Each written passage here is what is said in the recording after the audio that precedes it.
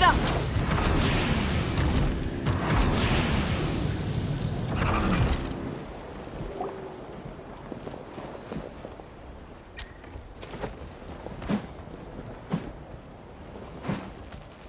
What are you doing, Land? Wake up! Don't you recognize us, my boy? The abyss monsters are everywhere. Everywhere. They've taken over the tribe. No corner is safe. Did we lose the battle? No. It's pointless to think about that now. A warrior only has one job. Fight until the very end. Careful! He's not himself! Lan!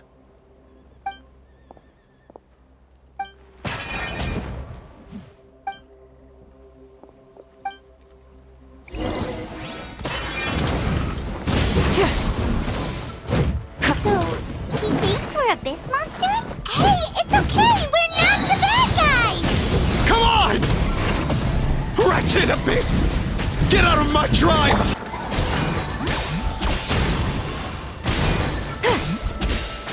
Yeah! Sha! Pyroclastic surge! Mom, Please, son, you've got to stop. You can't keep going like this. wretched monsters. Give me my family back! Look, Land! That's your father! He's standing right in front of you! Get out of my home! I'll never forgive you!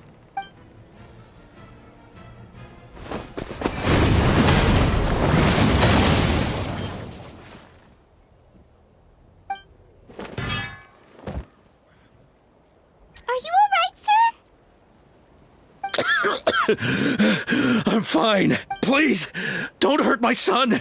He's just trying to protect his home.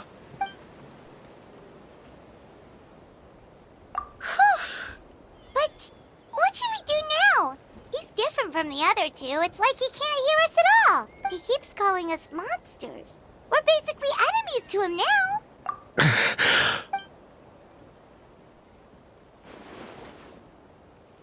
Abyssal corrosion syndrome. 500 years later, and it's resurfaced again. Huh? That voice! It's...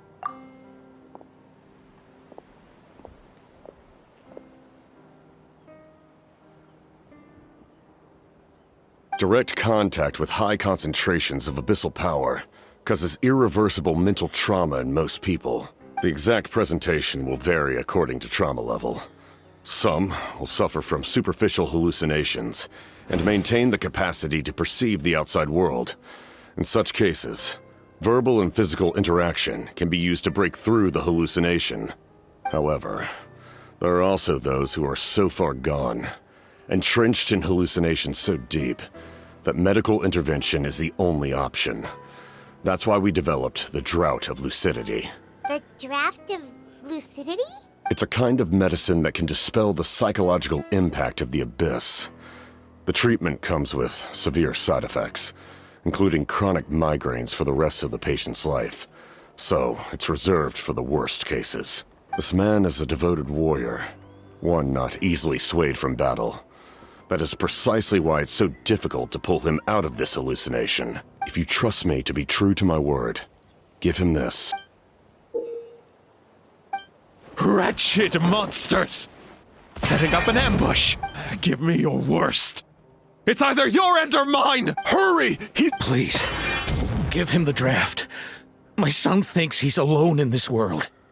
In his mind, all his family and comrades are gone, and only enemies remain.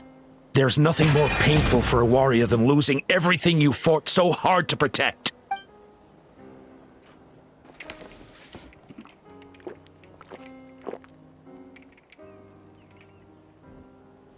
Monsters!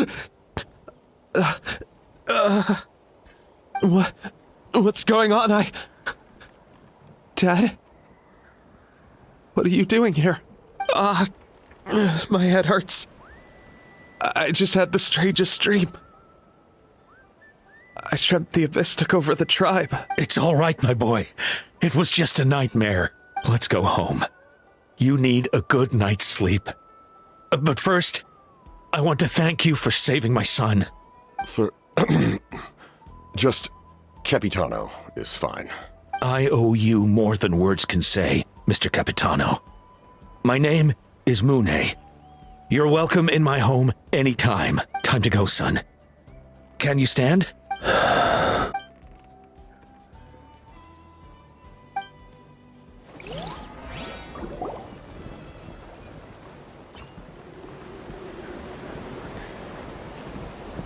Thank goodness everything turned out all right.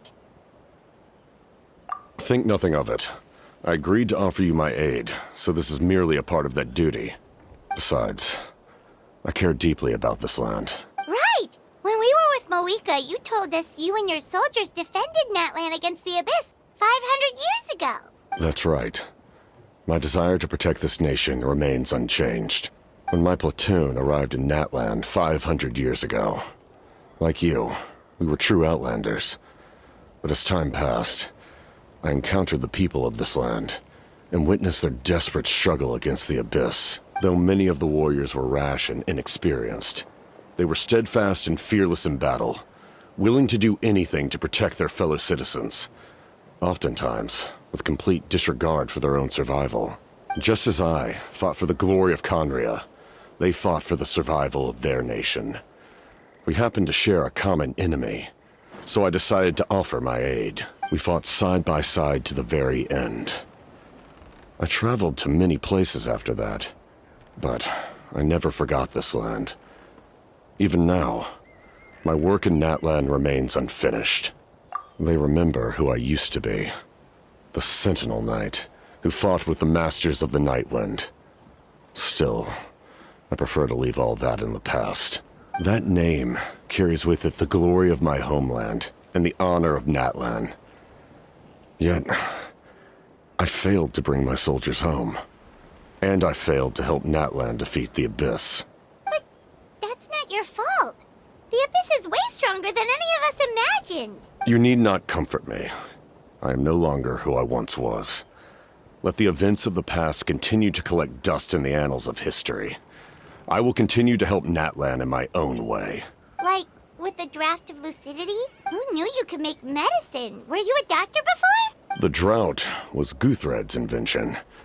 He was a respected military doctor, as well as my trusted second-in-command. We faced a similar situation to what you witnessed today.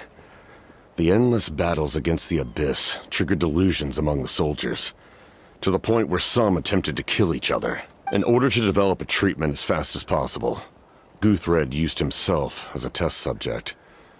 He passed away shortly after the drought was complete. That's who he was.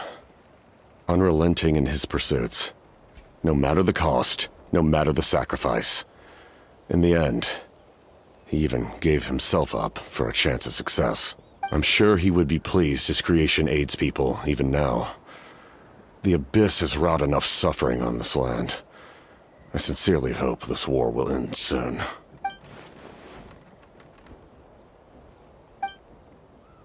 Stop worrying about other people's survival, about their losses and sacrifices. You just need to win. That must be why I've returned. For this moment. Please finish what you set out to do, Commander. You're more perceptive than I imagined. However, some things are better kept secret for now. We may be working together, but our goals are not entirely aligned. What's with the secrets all of a sudden? I'm starting to think we should be more careful around you. I do not mean to jeopardize the trust between us. I simply prefer to keep this to myself, because it's a personal matter. All I can tell you is this. Natland may have survived the worst of the crisis, but the souls of this land are still not at peace, and that is why my work is not yet done. Well, if it's personal, then we'll just have to trust you. If you have other questions, I'm willing to answer. Wait, like anything? Paimon wants to know how you eat with the mask. Anything you want to ask, Traveler?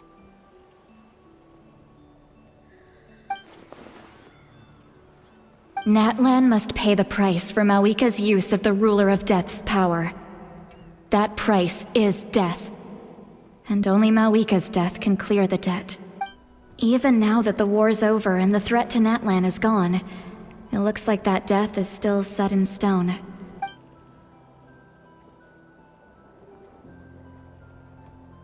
In the garden cultivated by the gods, flowers and weeds grow side by side. When the weeds compete for nutrients in the soil, the gardener intervenes to inhibit their growth. I'm not one to pass judgment based on my own standard of right and wrong. But it is an undeniable fact that she is responsible for my suffering, as well as that of my people.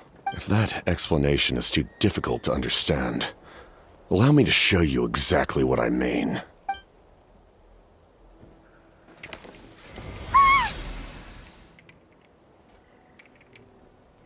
The ruler of death can freely define the form of death, or grant immortality to anyone she desires. Her power is a rule in and of itself. Faced with such an overwhelming level of power, it can feel hopeless to resist. But I am of the belief that, in this world, no destiny is unchangeable, no death inevitable, and no rule unbreakable. So, before the final moment truly arrives, we must fight harder than ever.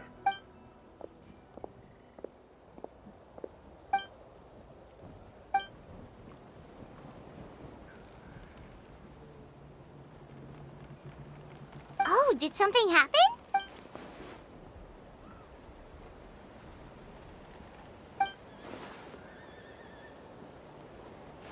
This is a critical time for you, Traveler. It's best not to delay, so let us end our conversation for now. Best of luck to you all. Goodbye.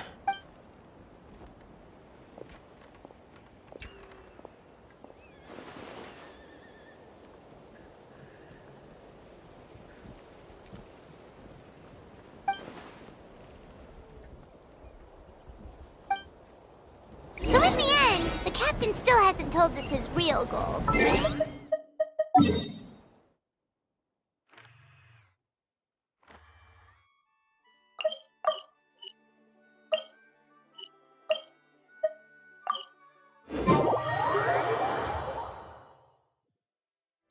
Reminds Paimon of someone we met recently. Oh, right, the Lord of the Night! They just seem so tired, you know?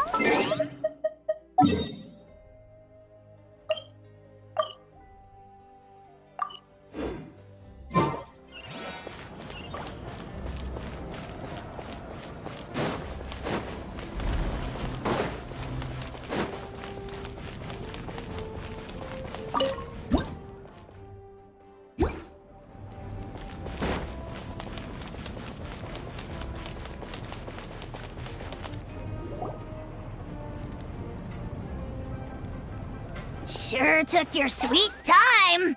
Wretched scoundrels! How dare you keep the almighty Dragon Lord, Kahulaha, waiting! Kneel before us and apologize, or we'll...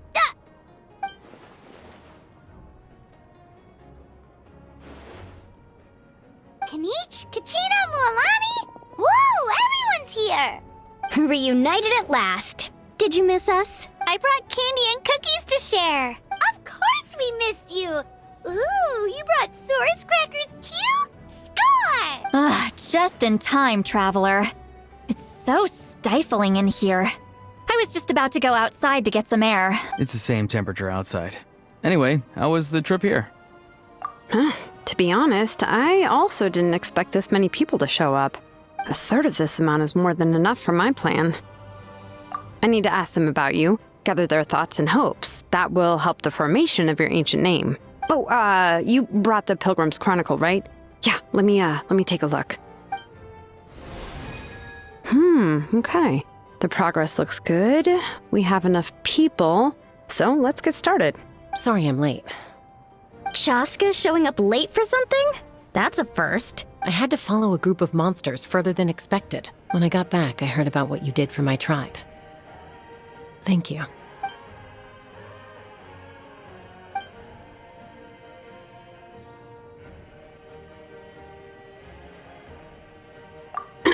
Okay, let's save the pleasantries for later. Everyone's here, so let's get started. All right, let me remind everyone what's going to happen. I need each of you to stand before the Pilgrim's Chronicle and share your stories about the Traveler. Your words will be recorded and become a part of the Traveler's ancient name. Any, questions? Nope. All right, then to start things off... Hold on. Remember what we discussed? Oh, right, I almost forgot. Traveler, Paimon, you, can't be here for this part. Huh?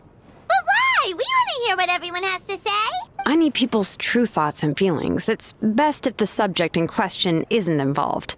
It's much more difficult to express those feelings to someone's face. People get shy in those situations. It's just how it is. You're right. Just like when Paimon doesn't have enough more to pay for her meal, but she's too embarrassed to tell the Traveler, so she has to make up some excuse. So basically, you want us to leave the Pilgrim's Chronicle here and wait nearby? Oh, don't worry. This shouldn't take long. Everything Shilonen said made sense, but did you see St. Lolly's reaction back there? She was definitely the one who decided we should leave. But staying out here is just making Paimon even more curious about what everyone's gonna say. Anyway, you're gonna have an ancient name soon. Ooh, that's so exciting! Feels like we've been in Natland for quite a while already, doesn't it? You're right! If only Paimon could say a few things about you in there.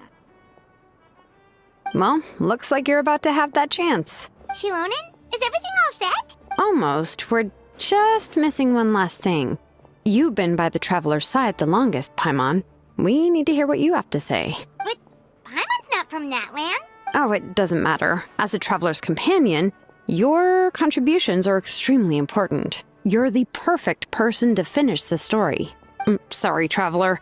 I just need to borrow Paimon for a second. It should be quick.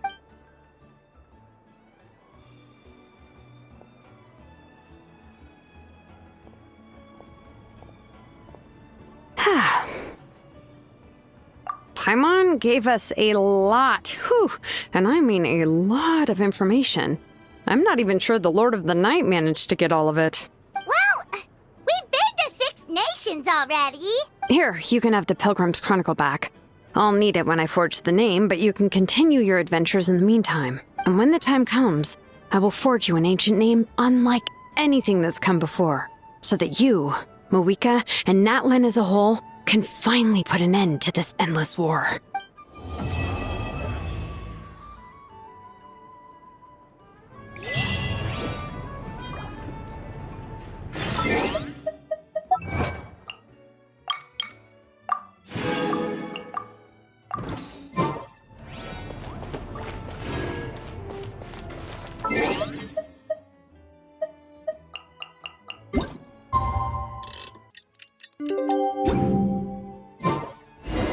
We just got a message from Moeka.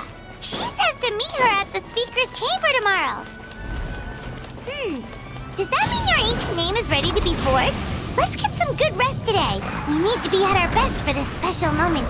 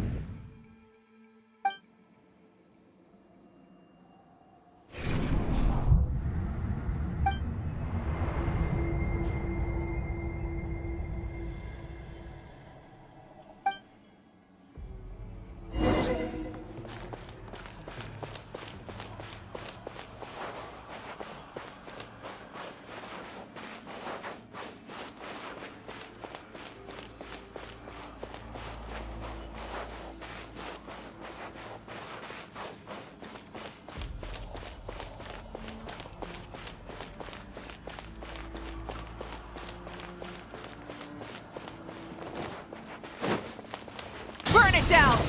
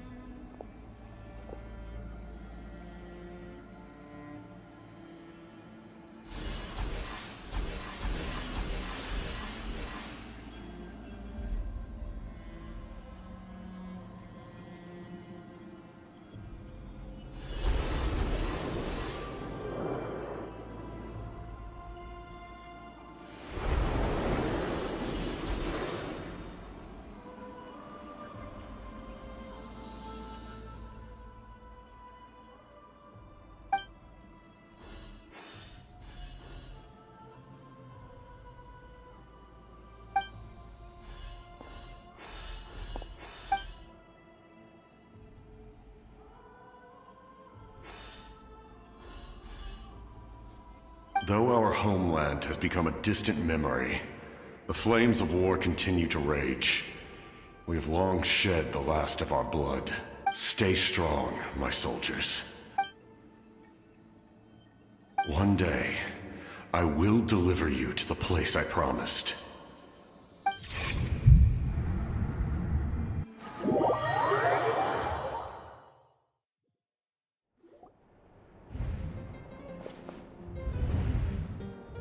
Morning, Traveler!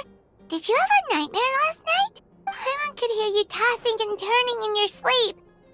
Maybe you're just nervous for the final battle?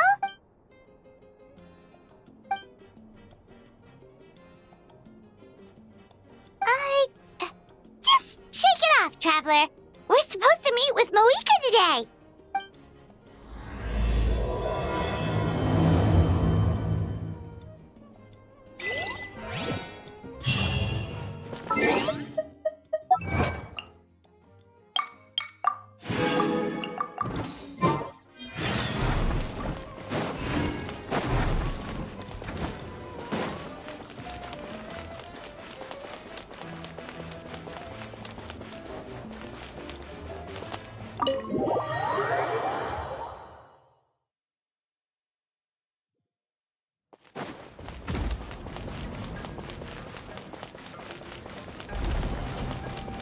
Rise with the sun!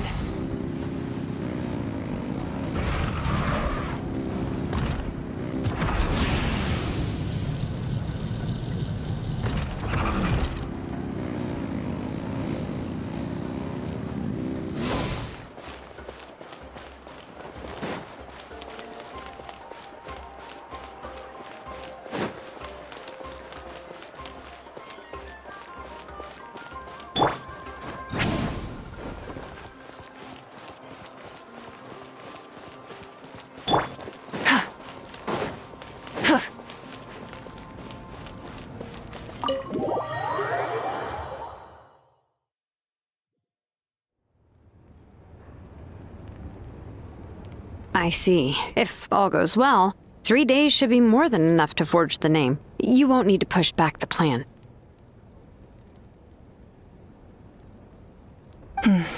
Thank you. I'd say the sooner you can finish it, the better. I still need to announce the matter to everyone. Don't worry. We should only need half a day. The Traveler has been in Natlan a while now. The Pilgrim's Chronicle should have enough records of her adventures. Come in. Hey, Moika! Oh, Shilonen and St. Lolly are here too! Hello! We were just talking about you. I invited you here for 2 reasons. First, there's the Traveler's ancient name, which is ready to be forged. Oh yeah! You need the Pilgrim's Chronicle, right? The device the Lord of the Night gave us?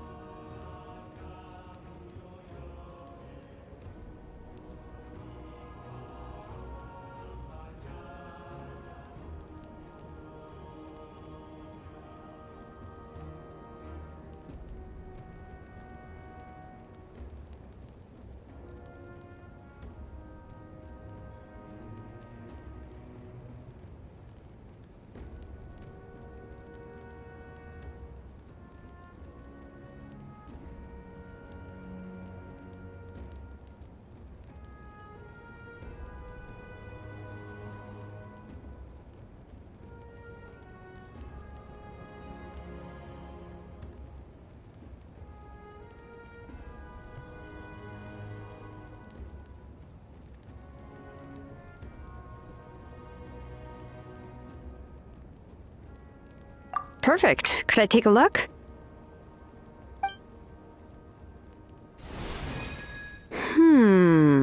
Yep. Well, it looks good. This is definitely enough to work with. Usually the first step in forging an ancient name is performing a ceremony to extract memories from the ley lines. But since the Lord of the Night gave us this record, we can skip that part.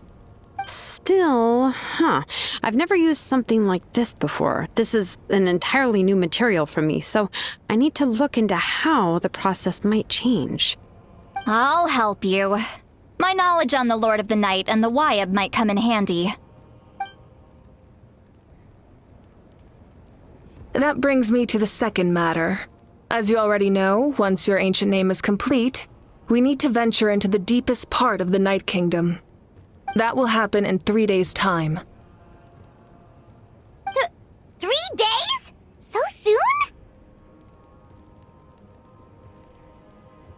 Wait, but... You're worried about the Traveler, aren't you? Well, Paimon gave it a lot of thought, and Paimon's not very good at thinking or fighting to begin with. It's just... This plan could save countless lives. Paimon understands why people would want to be a part of something so important. But all this time, Paimon has barely left the Traveler's side. Not to mention, we all know this will be a super dangerous mission. That's right. And as long as we win, the Ode of Resurrection will return us to this land. The Night Kingdom is a realm of souls and memories, where mental fortitude outweighs physical strength. All in Natlan are resolved to win this war. The sacred flame will connect us to their fighting spirit. We will do whatever it takes to win. So if you want to contribute, just cheer us on, alongside all the people of Natlan. For the Traveler, I'm sure your words of encouragement are among the most important. The most important? Really? That's right! Overcoming dangers side by side, just like always! Alright, it's decided. Paimon will cheer the loudest out of everyone in Natlan! It's less about volume and more about mental focus. But I get it. You're just trying to show how much you care. Of course, this all depends on the successful completion of the ancient name. Otherwise, the Traveler will not join me. That is the condition. Don't worry. I swear on the honor of my tribe, I will not fail. I know how important this is. There's no time to lose. Let's go. All right, everyone. When we meet again, it will be to deliver the ancient name. Good luck, you two!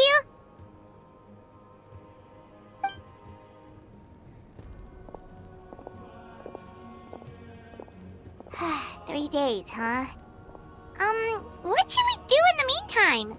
We know you're still rebuilding, so is there anything we can do to help? From what I've heard, the two of you have helped more than enough. You should take a well-deserved rest.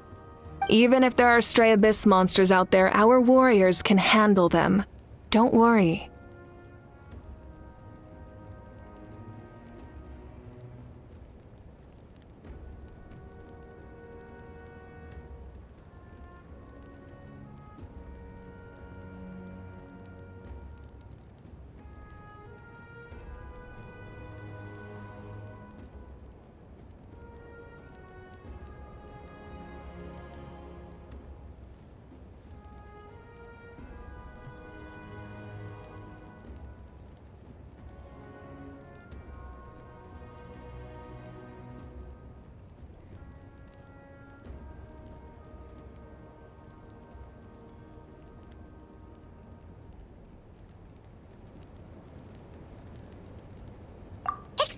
We can't take a break. We're adventurers. We gotta live up to the name.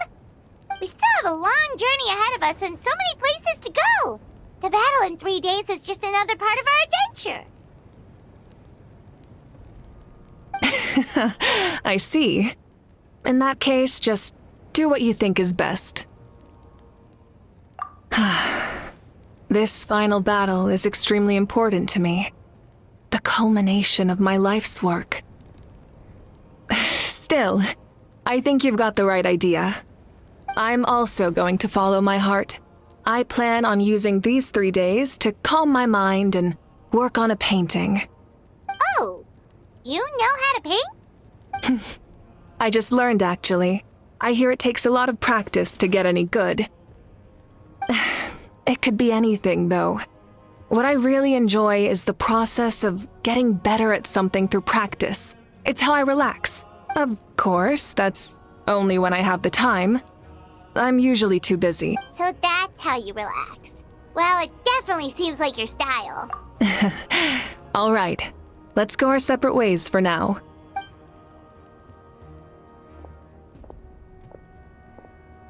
So, if Moika relaxes by working really hard at something, that basically means she never takes a break, right? Wow, she's definitely something else. Oh, hello! Sorry, Moika's not here right now. There you are. We made it! Other than our plan almost falling through, nothing at all. The preparations took longer than expected. We were so worried we wouldn't make it before you left on your next big adventure. Well, if you hadn't overslept... Details! Anyway, come on. Let's go to the people of the springs. Hold on, tell us what's going on first. Oh yeah. Jumped the gun a bit there, didn't I? Basically, we know about your super important mission coming up, and we want to give you a proper send-off. Before the pilgrimage, we usually hold a huge feast. All you can eat, with meat by the tableful. Ooh, all you can eat? I knew that would pique your interest, Paimon. You can eat to your heart's content. You won't want to miss out, I promise. Of course, there's not just meat, but also all kinds of fruit, vegetables, desserts, drinks, you name it. You won't be disappointed. That sounds amazing! We're in! Well, the best adventurers know how to go with the flow, right? Plus, it sounds like this feast is in your honor. If you don't show up, everyone's hard work will be for nothing. It's our fault for not telling you earlier. So it's okay if you can't make it. Still, if you're not busy, we'd really like you to be there. It won't take up too much of your time. It'll be super fun. Plus, all our friends will be there. Yes, let's go eat! Huh? What's the holdup, Traveler? Did you think of something? Huh? Isn't she painting? Is that okay? It's not like we prepared anything fancy. Well, I definitely wasn't expecting that suggestion. She's the Archon, after all. Maybe it's not our place, but we might as well extend the invitation. The Archon is about to fight for us with everything she has. This feast is in her honor, too. Then who's gonna be the one to invite her? All of us, of course.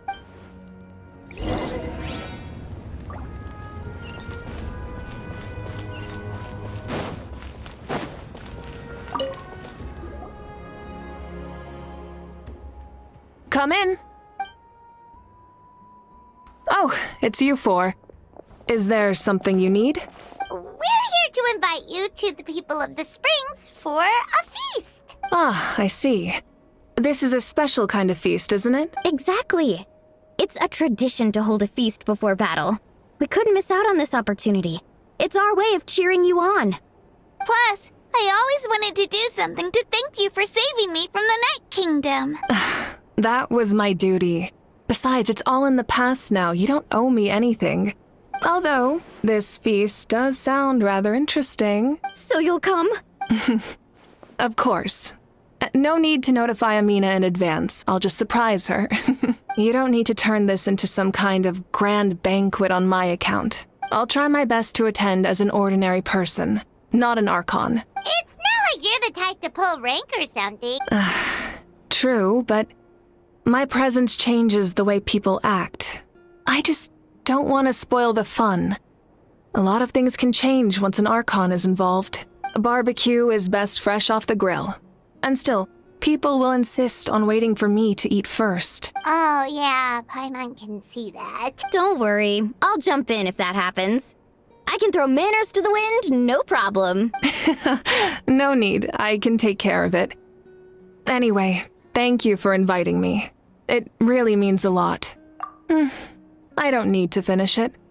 I enjoy the process, but now there's something more interesting to do. Then let's go together.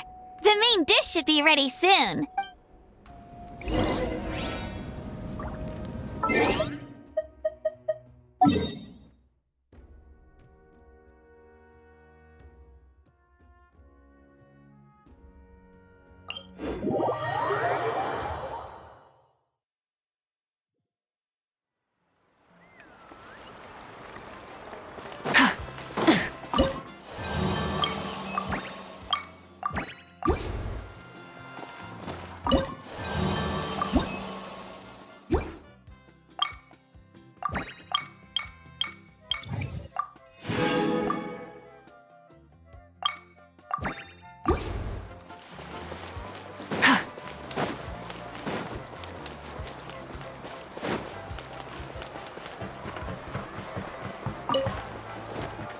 Light it up! Try and stop me!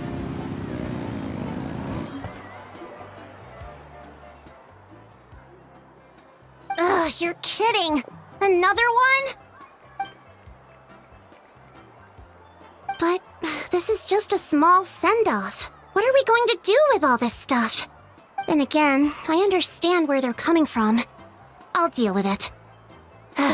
What a headache. If this continues, half of this stuff's gonna go bad before we get to it. Huh? You're here already? And you even brought the... Archon? What are you doing here? We invited her. She agreed to come as a surprise guest. Surprise is putting it lightly. Sorry. I'm happy you're here. No apology necessary. What's going on? Well, I started spreading the word about the send-off, just around the area like usual. A lot of people are still busy repairing their homes, so I didn't think many people would come. But the turnout has been overwhelming. Not to mention, we've received a small mountain of deliveries. There's no way we can use all this stuff. That's our Star Outlander's popularity for you. You're saying everyone's here because of us? Yep. The news about your impending mission with the Pyro Archon has spread all over Natland. Plus, you were amazing in the recent battle. A lot of people are here just to thank you, or wish you good luck. Basically, this whole thing is happening because so many people wanted to see you. Yeah, Mika and the Traveler are in this together. They both deserve a celebration. Well, this is the perfect excuse to throw an even bigger party. All this extra stuff was gonna go to waste anyway. No need to go to all that trouble on my account. That's not why I'm here. Besides, with so much of our nation in ruins, resources are still scarce. This extra spending for my sake is the last thing we need. That's true. Party planning isn't easy. I can handle the big picture, but I'm not used to dealing with the finer details. That was always Auntie Atea's job. Sorry. I'm just feeling a bit in over my head. Oh, speaking of Atea, how is she? Is she feeling any better?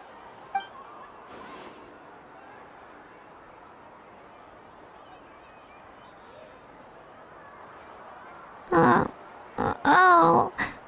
Actually, there's something we haven't told you.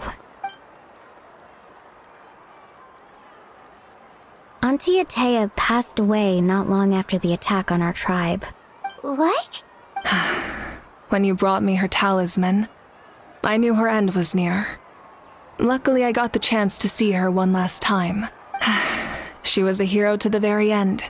Even though her body was at its breaking point, she showed no pain or sorrow. In her final moments, her thoughts were entirely with her tribe and her people. Gatherings like this remind me of her and the parties she loved to organize. So I decided to attend in her memory. We didn't mean to hide anything from you. It's just, there was never a good time to bring it up. Cheer up, everyone. Auntie Atea wouldn't want us to remember her with tears. Parties like this were her specialty. But now, it's up to us to carry on her legacy. So we can't let her down. Believe me, she has high standards. Yeah, that sounds about right. So, come on, let's get to work, everyone. Oh, Chief Amina and our guests of honor excluded. Kachina can each time to go. Wait, you don't have to drag me.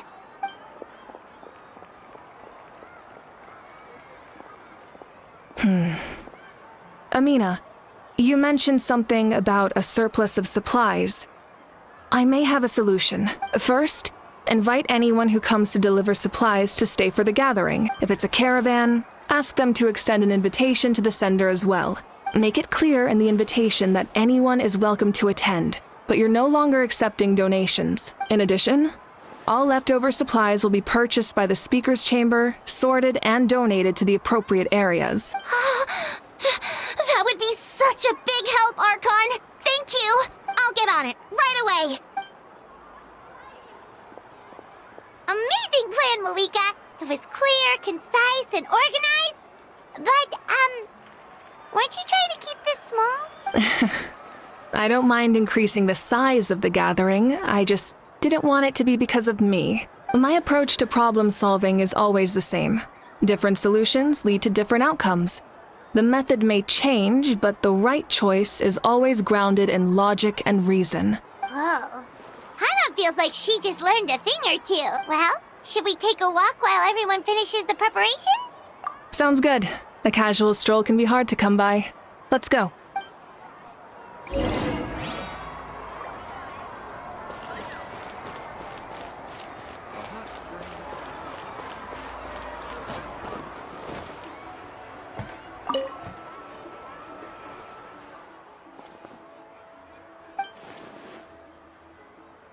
Yes, Coach! Are you still helping rebuild the tribes?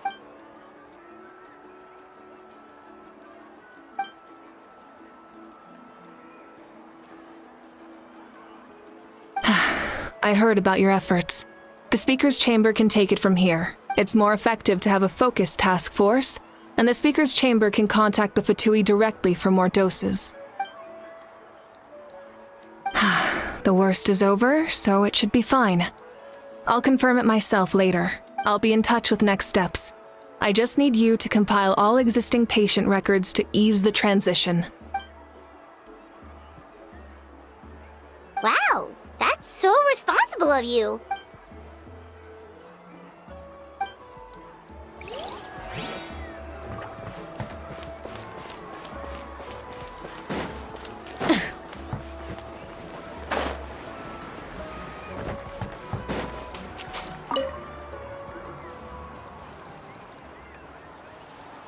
Chaska? Hello, Archon. I'm, fishing. Oh!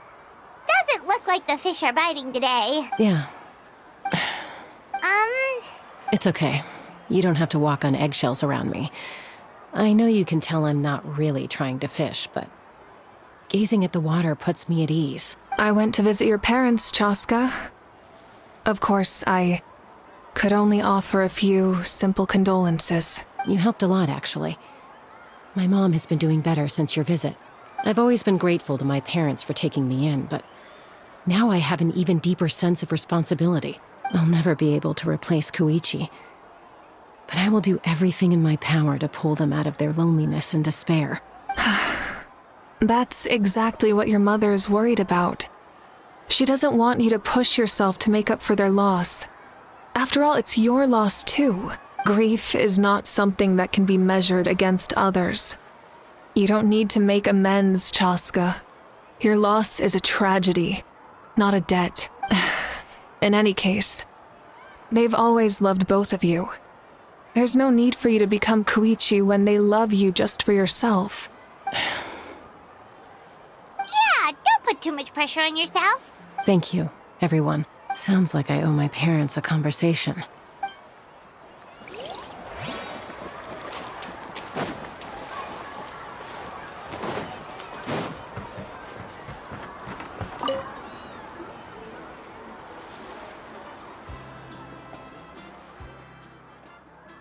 Nothing! We're just taking a look around.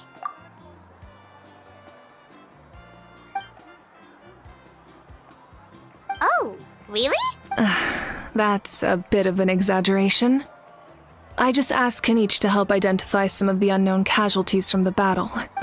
The fighting consumed all of Natlan. Countless humans and Saurians were dragged into the conflict. So a lot of investigative work is required to confirm their identities.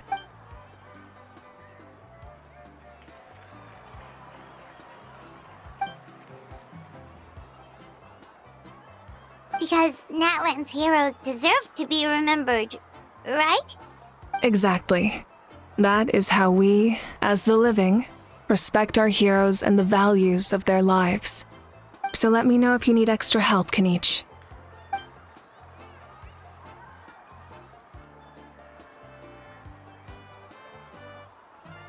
Understood. Thank you for your hard work.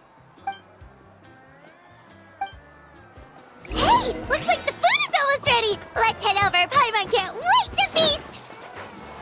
Oh, but if there are still people you want to see, that's okay. We can head over later, too.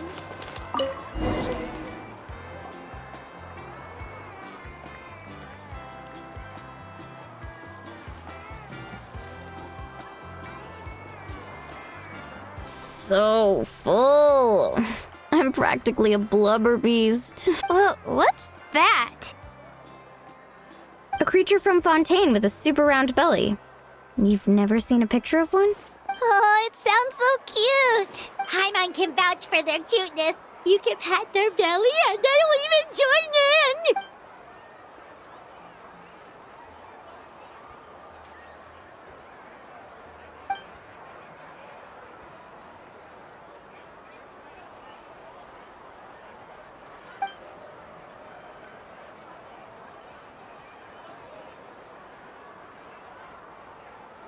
Wow, she must have been a great fighter to keep up with you.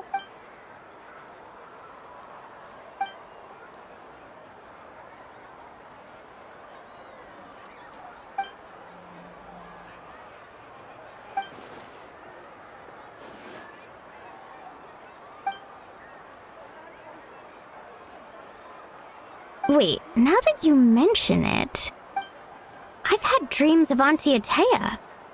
She was her typical self, brave and stern, always with that indescribable warmth. I've never had a dream that felt so real. Just like you said, it felt like I actually got to see her again. So it wasn't just me. Wait, you've had dreams too? Oh, don't tell Paimon you dreamt of your aphids or something. It wasn't just them. Some of the Gramps and Grannies who looked after me were there too. Growing up, I could always hear a degree of guilt in the way they spoke to me. It's why they never asked anything of me. Why they gave me so much freedom. I never wanted things to be that way. But even in my own dreams, nothing changed. They sounded exactly the same, just like real life. The same thing happened to me. I dreamt of Ayo's grandparents. Ayo? Oh, right, your Saurian companion. Ayo's grandparents fell to the abyss during the battle, so it's been really hard for him. He's barely been eating. I set up a tent near his home so I could be there for him. And I had a dream that his grandparents came back. I was so happy. In the dream, Ayo seemed like his normal self again. But it was only for a moment. And then I woke up. In real life, Ayo is still struggling. He barely sleeps or eats. But it's all right. I'll be there for him.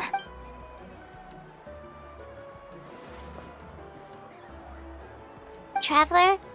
Chaska? Did you two... Oh, sorry, never mind.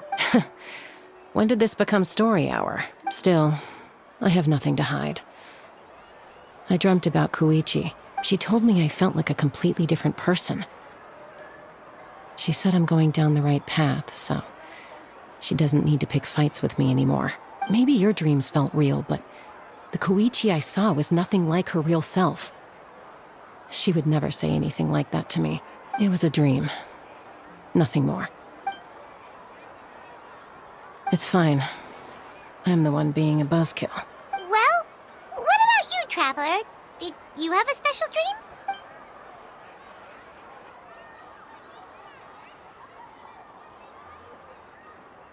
You're kidding. The captain? No, of course not! Maybe the traveler's dream is a different kind of phenomenon.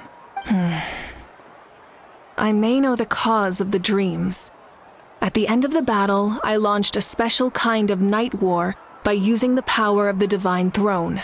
Its great power allowed the Ode of Resurrection to bring back all casualties, independent of the time of victory or the possession of an ancient name. In addition, the power of the Divine Throne revitalized the souls and memories within the Night Kingdom, allowing them to take the form of their past selves. Even after the battle, that effect still lingers. That's why those you lost were able to reappear in your dreams. But I agree with Auroron.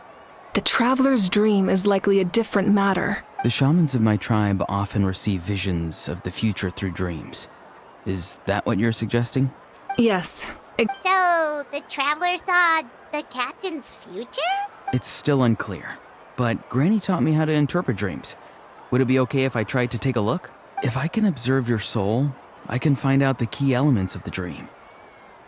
You're thinking of the Dendro Archon, right?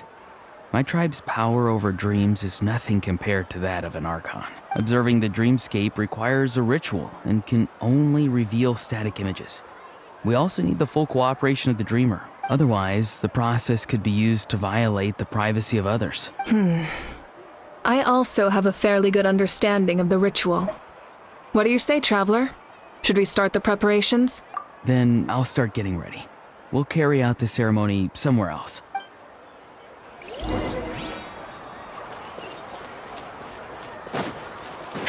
Burn it down!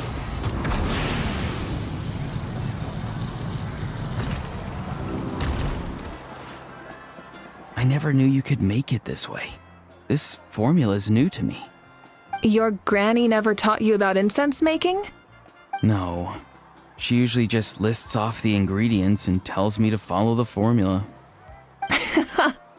Then you still have a lot to learn from her.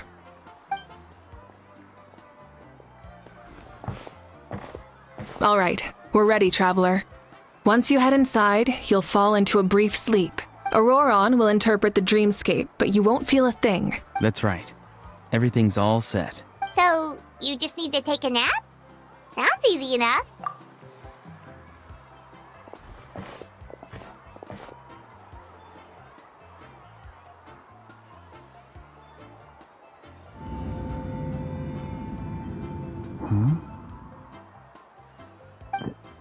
This is...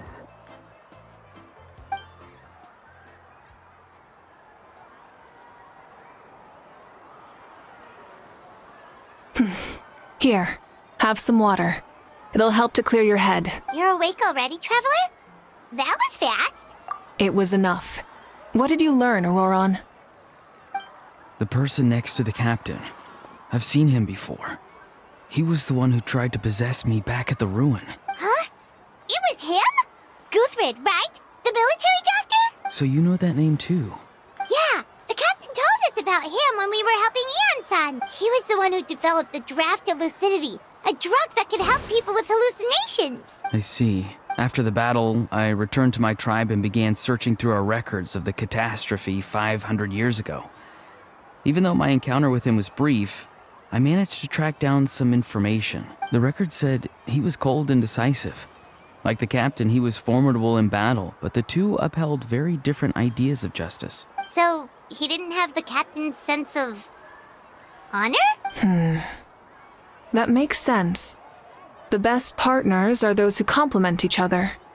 Wait, if there are records of all this, that must mean the captain was famous in Natland. Yes, but unless he brings up his past, few are likely to make the connection between a Fatui harbinger and Thrain, one of Natland's legendary heroes. Guthred is also a respected figure in our nation. The story of how he sacrificed himself for Natland is a pretty famous tribal legend, but there's still something I don't understand. I'm the only one who saw him. You shouldn't be able to dream of someone you've never met, and yet, the figure in your dream looked exactly like him.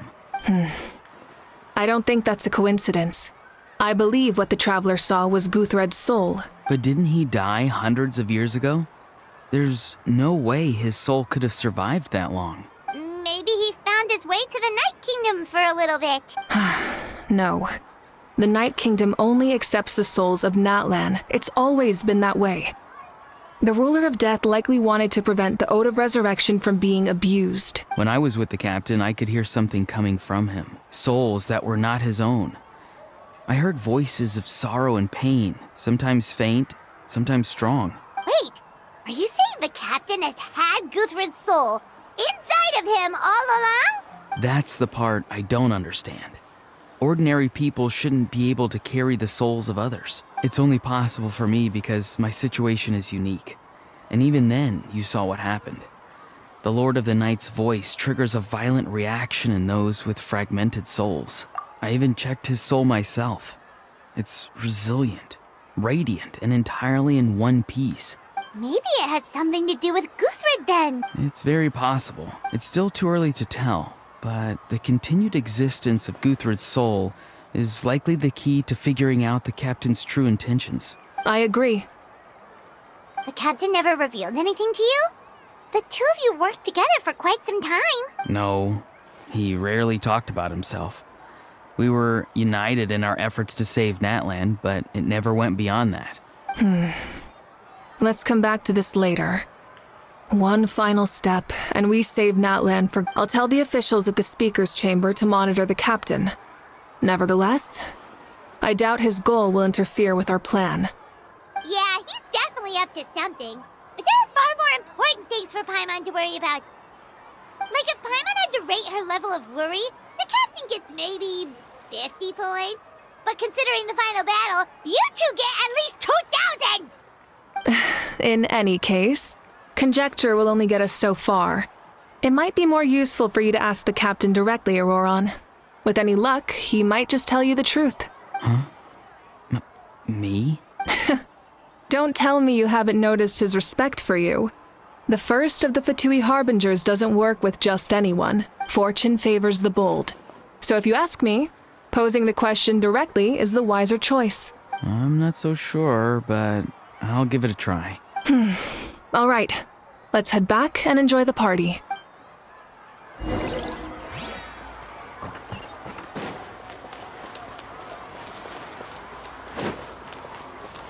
Light it up!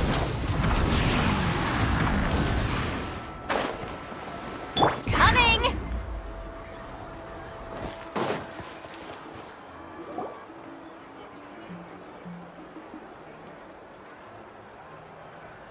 Thank you so much for coming, everyone! As this gathering comes to a close, let's hear it for the Pyro Archon and the Traveler one last time! Good luck. You've got this! For Natlan! Thank you, everyone. Today has meant so much to me. It's been a long time since I had the chance to truly relax. Yeah, today was great. Well, that concludes the send-off. Everyone is free to go.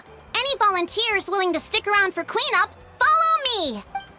Oh, I'm in. All right, I'm gonna head back to the stadium.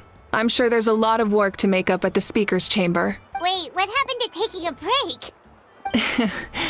There is no break from the responsibilities of an Archon. Anyone else heading to the stadium? We can go together. Yeah, I'll come. There's a few things I want to pick up before I head home. No one really needs a peacemaker right now, so I think I'll spend some time with my parents. Okay, see you soon! Time for me to head back too. Oh, wait. I should stop by Aoife's place first. I need to make sure he's taking care of my radishes. Of course you do. Well, safe travels. Oh, wait! Paimon wanted to ask something.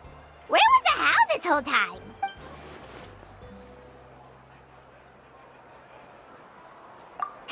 What goes around comes around.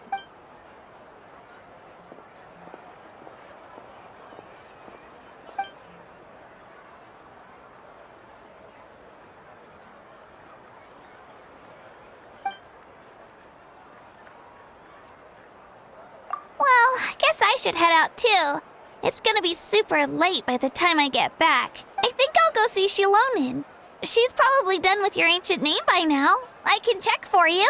Yeah, Shilonen is an amazing engraver. She usually works really fast. But your ancient name is a special case, so I can't say for sure. Well, we also don't have anything to do, so why don't we go together? Oh, it's okay. I'm not alone. Turbo Twirly's with me. Still, if you want to check on the progress, we should definitely go together. Getting an ancient name is such a special moment. Whoo! Let's go!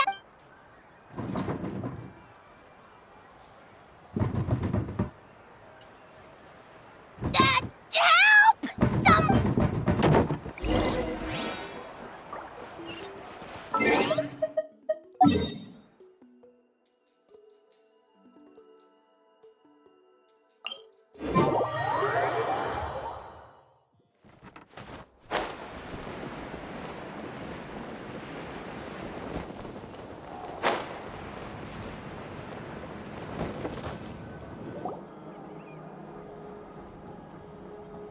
Hey, remember when you first arrived in Natland?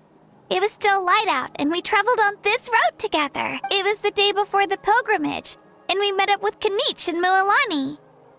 Wow, feels like it was just yesterday. Yeah, you saved me from the Night Kingdom, you helped us win that battle against the Abyss, and the final battle is just around the corner. Huh? Oh yeah, you're right.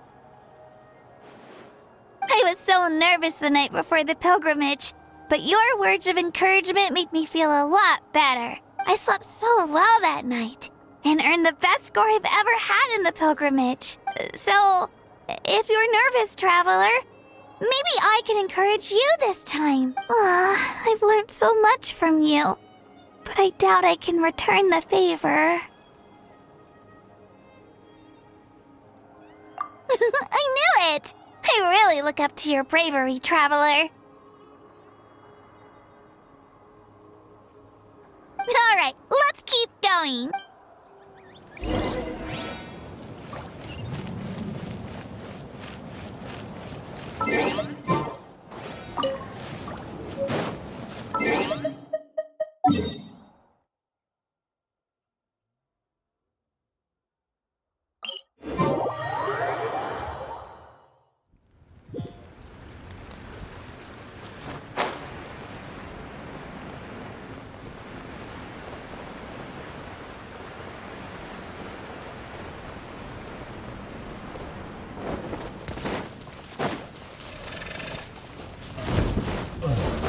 Show no mercy!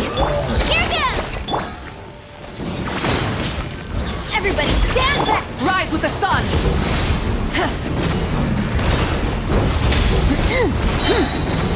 Light of the blazing sun!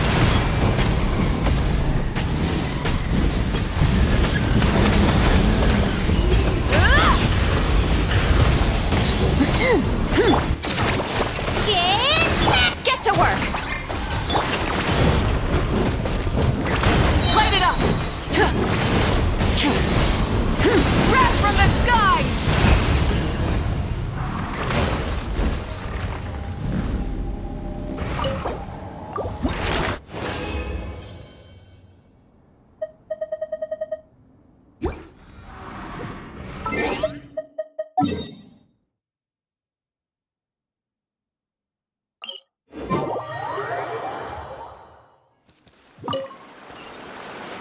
Burn it down!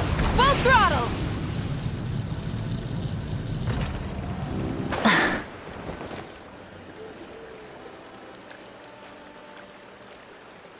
Hey, this is where we met Toto, isn't it?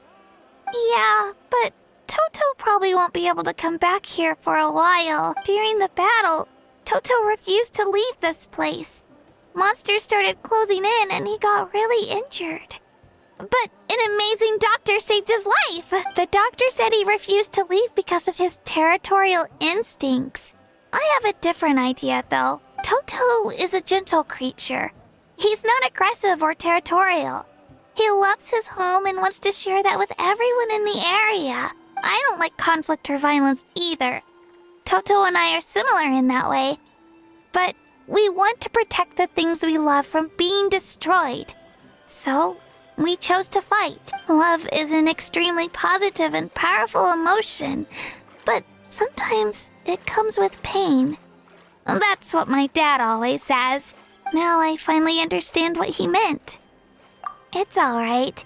This will all be over soon. The fact that I was born in this era, that I got to meet legendary heroes like you and our Archon, actually makes me feel really lucky. I've always wanted to see what Natland would be like without the Abyss. And now, that day is just around the corner. I know you two can win this. Yeah, it's time to get this over with. We've still got a long journey ahead of us. Come on, we're almost there.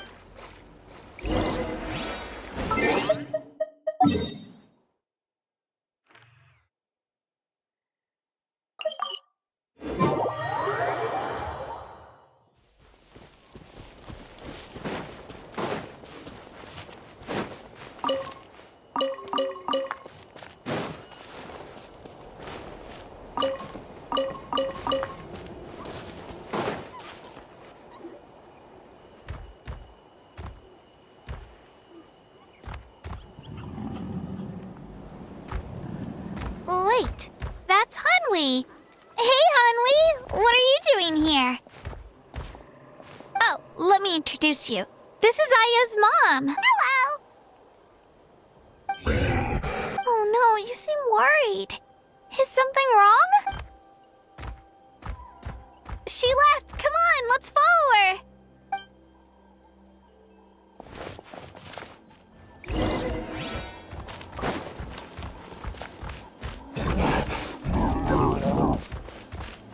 She's really freaking out.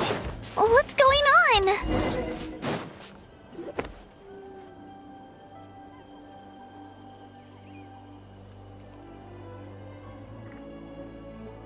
Oh, it's because of Io.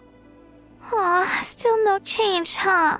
Poor thing. Oh, right. You said Io's grandparents died in the battle. Yeah. When the Abyss attacked, Io's entire family fought to defend our tribe. Io's parents made it through, but his grandparents weren't so lucky. The whole family was really close, and now Io barely sleeps or eats. All he wants to do is look for them. Maybe he thinks his grandparents are still out there somewhere, but there's no bringing them back. Hey, Io. It's me. Feeling any better? I brought some steak for you. I know it's your favorite, and it's still warm. Want some?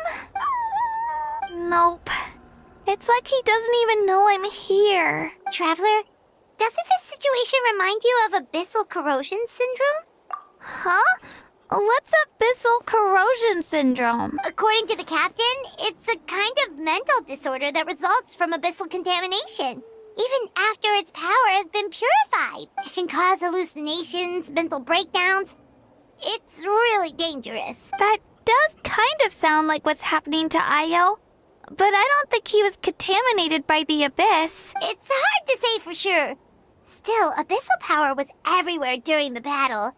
Maybe it affected him indirectly. It's possible. Yeah, that medicine was really effective against the worst cases.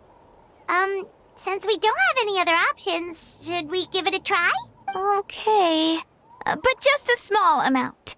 Since it was developed for humans, it might have a different effect on a Saurian. Yeah, better...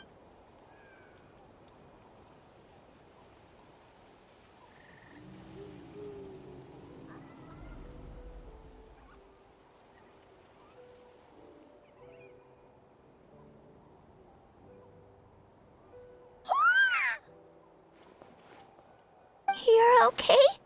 I'm so relieved! Thank you so much!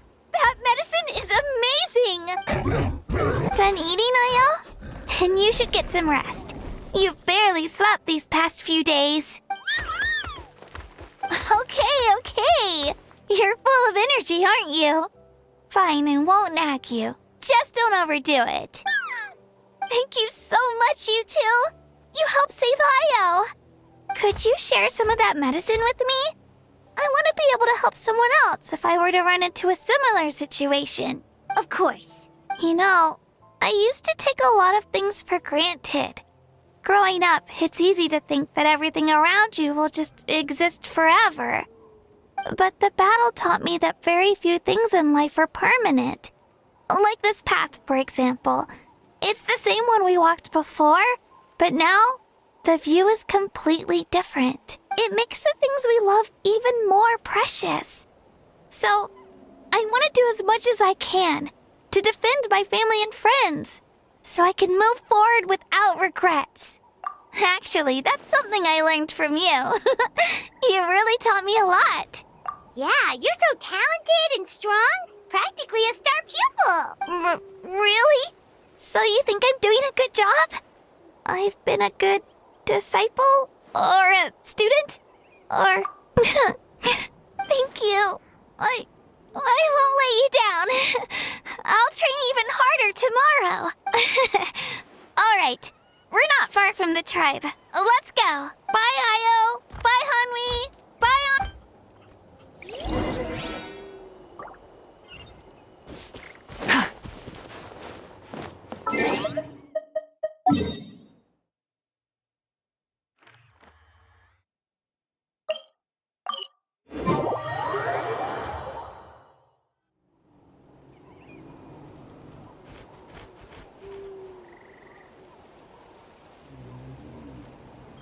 We're here.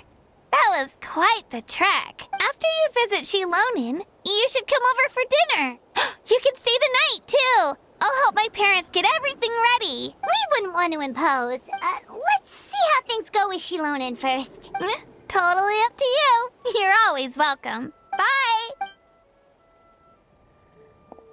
When you think about it, we actually haven't known Kachina that long. Our journey in Natland feels like it just started, and now it's about to end. That's true. We'll just have to add them to the itinerary. All right, time to go check on our...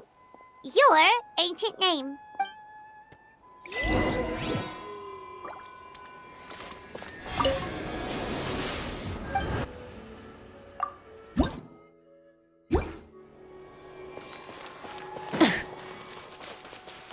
Light it up!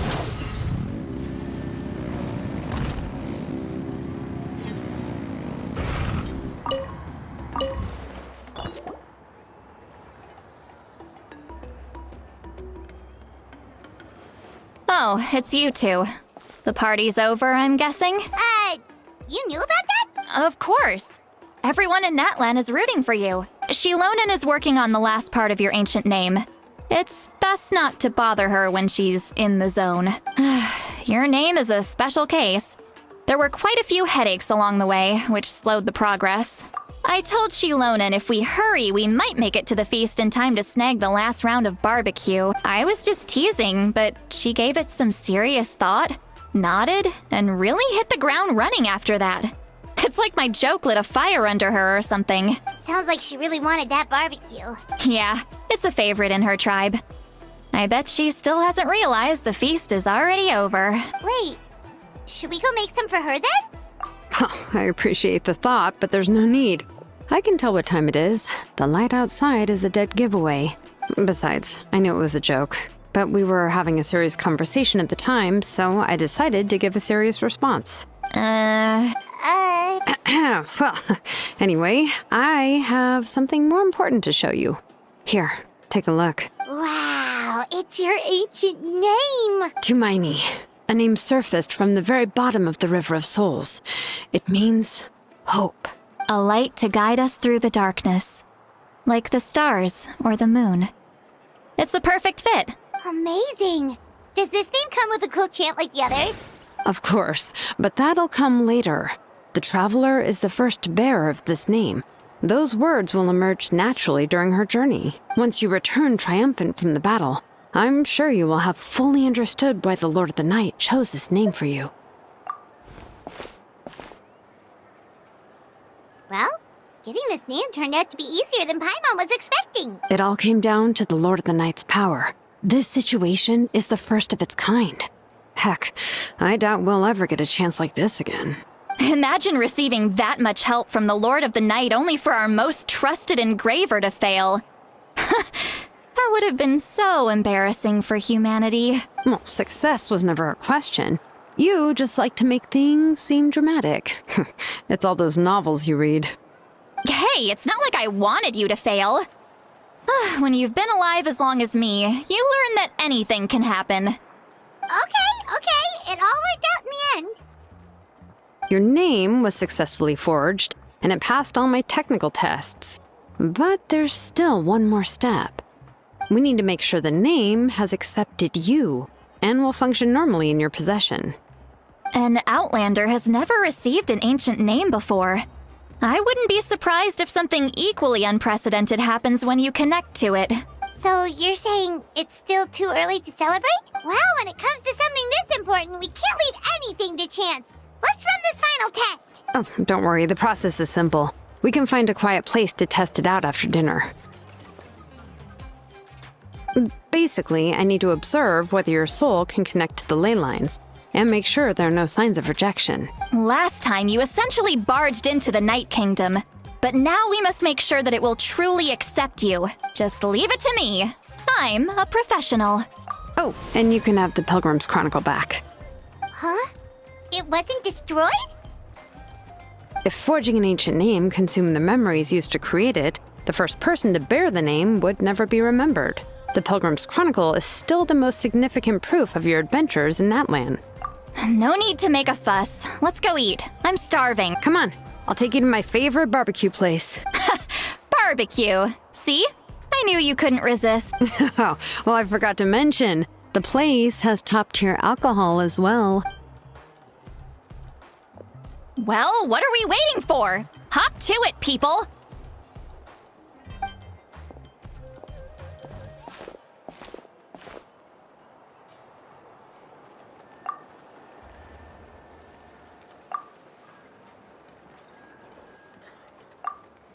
Is something on your mind, Sweet Lolly? You barely had anything to drink at dinner.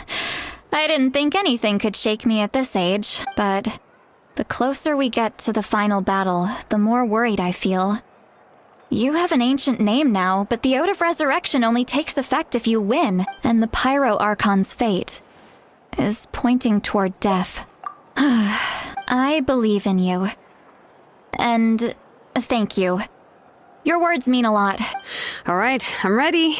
Oh, is, something wrong? No, not at all.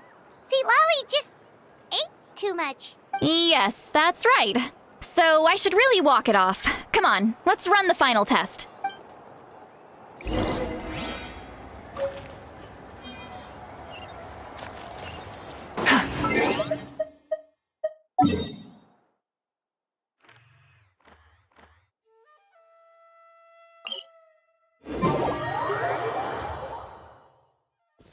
Burn it down! Full throttle!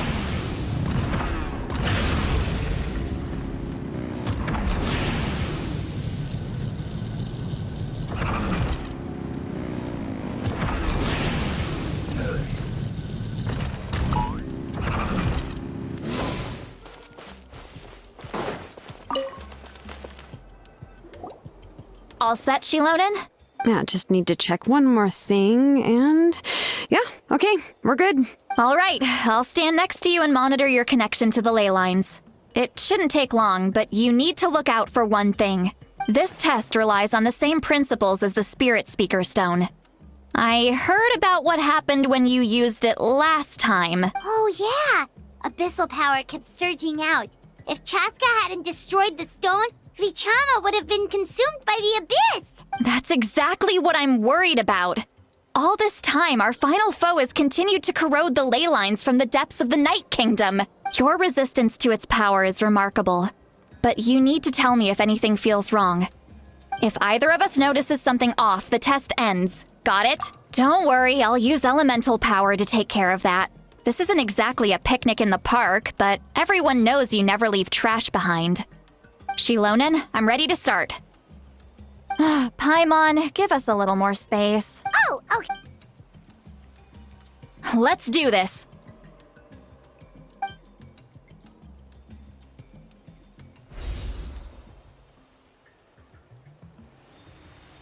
Whoa, that light is beautiful!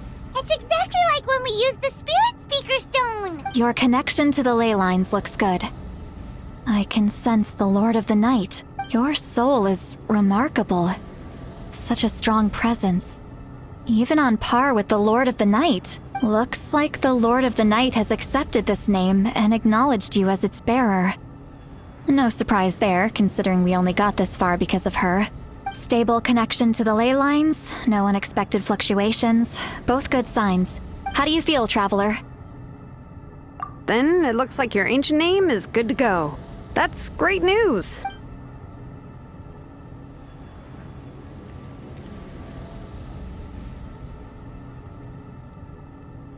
Wait, look, something's coming! No need to panic, Paimon. The damage to the ley lines has allowed these soul-like beings to leak out onto the surface. It's just because of the ritual. It makes it so that everyone can see them. I know they look like ghosts, but it shouldn't last long. Although, there shouldn't be this many. Home. This way. Shilonen, stop the test! We've already confirmed what we came here for. Got it. What's going on? I see. It wasn't just escaped souls. The ritual attracted all the souls in the surrounding area. Surrounding area? The Night Kingdom is getting weaker by the day, especially in its capacity to accept souls. After death, many souls fail to return to the ley lines. Once a soul becomes lost, it can never return to the Night Kingdom. Lost souls can only wander listlessly, gradually fading from existence before disappearing entirely. Please, take me back. I cannot disappear. So the connection we established to the Night Kingdom, that's what drew them here? Yes. The Traveler's soul is powerful, so the echoes coming back from the Night Kingdom were loud and strong. Some of these souls never made it to the ley lines. Others escaped from the Night Kingdom, and even more don't come from Natland. Complicated doesn't even begin to describe it. So, they've always been around? We just couldn't see them most of the time? We can try. Returning souls to the ley lines usually requires a complex ritual, but we don't have time for that, and neither do they. That's exactly why my people turned to vessels like Auroron. He has a remarkable ability to perceive souls. Even after the failed ceremony, he made it his mission to travel around Natland and return as many souls as possible. But most of the time, having the ability to perceive souls means watching them wither in agony. Completely powerless to stop it. So you're saying there will always be those that we can't save? That's right. But saving some is still better than saving none at all. After all, souls that disappear can never be reborn. That has to be true loneliness. The knowledge that you've been abandoned by the world, even in death. Yeah, we should try to save whoever we can!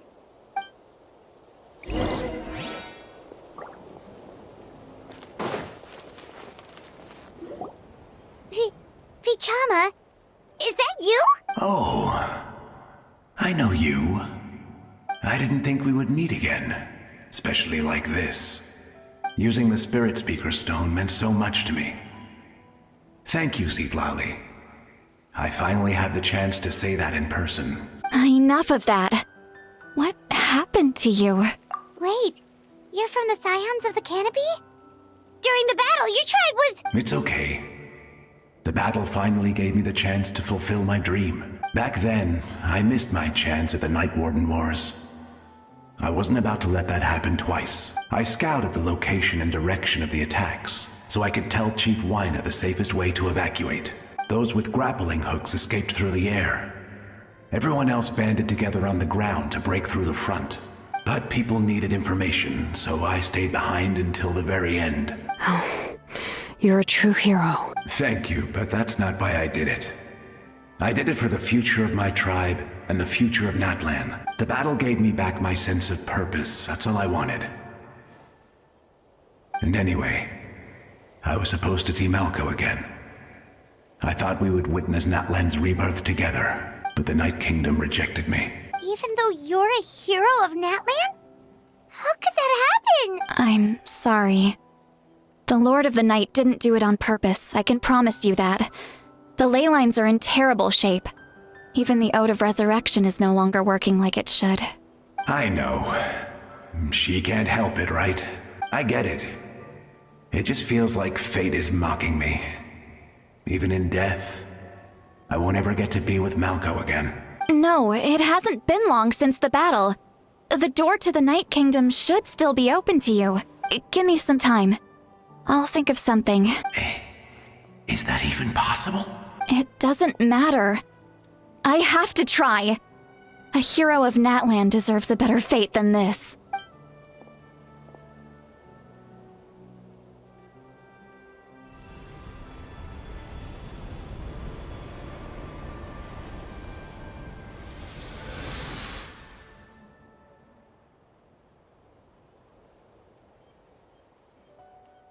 This feeling.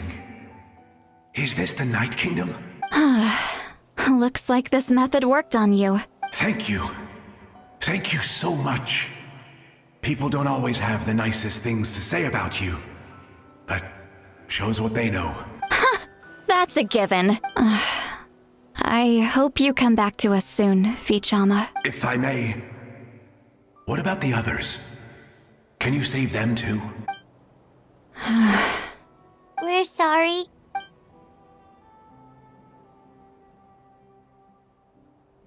Don't apologize. You're doing everything you can. This isn't anyone's fault. Let this land bear witness to my final wish for this world. From now on, may every soul in Natland find haven and home. I promise you, Vichama. I will not abandon the ley lines to their fate. Thank you. People like you are the true heroes. Goodbye.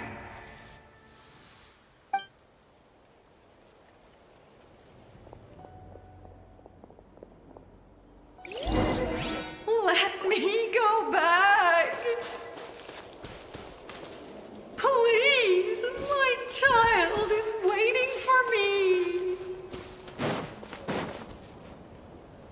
Home? Here? She's one of the souls that overflowed from the Night Kingdom. She can no longer go back there. Home. We're sorry. If there was anything we could do. Home.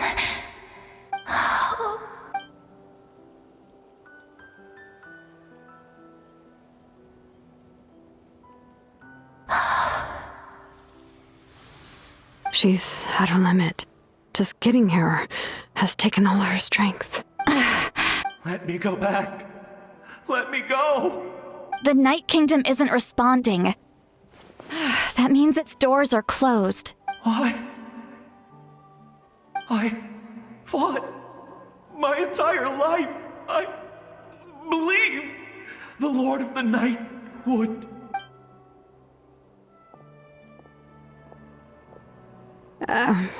I'm sorry. The ley lines are overwhelmed, and the Lord of the Night has no strength left. Me. Who am I? Does it even matter who I am? Of course you matter! Wait! Absolute helplessness. That's what he felt in his final moments. I could sense it. I'm sorry.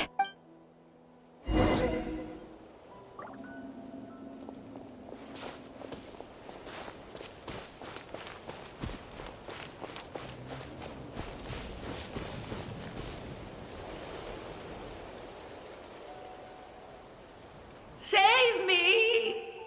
Don't worry. I can help you. Just hold on.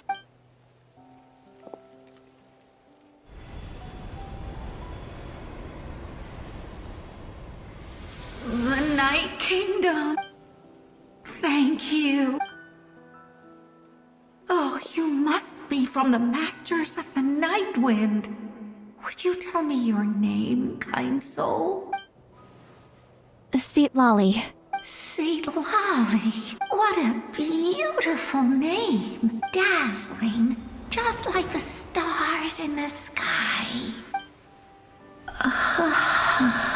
I can't disappear! It hasn't been long since he died. I can still try to save him. I can't. I can't. Watch out, Sea Lolly! The Abyss is corrupting him! Disappearing. You are.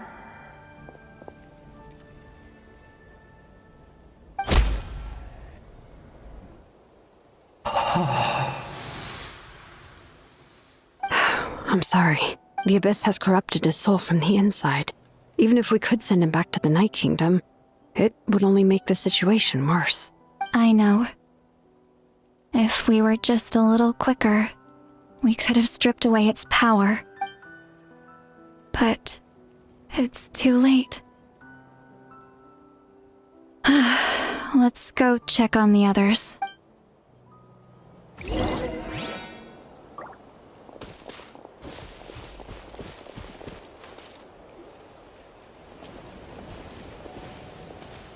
Oh no! Saurian souls can be affected too?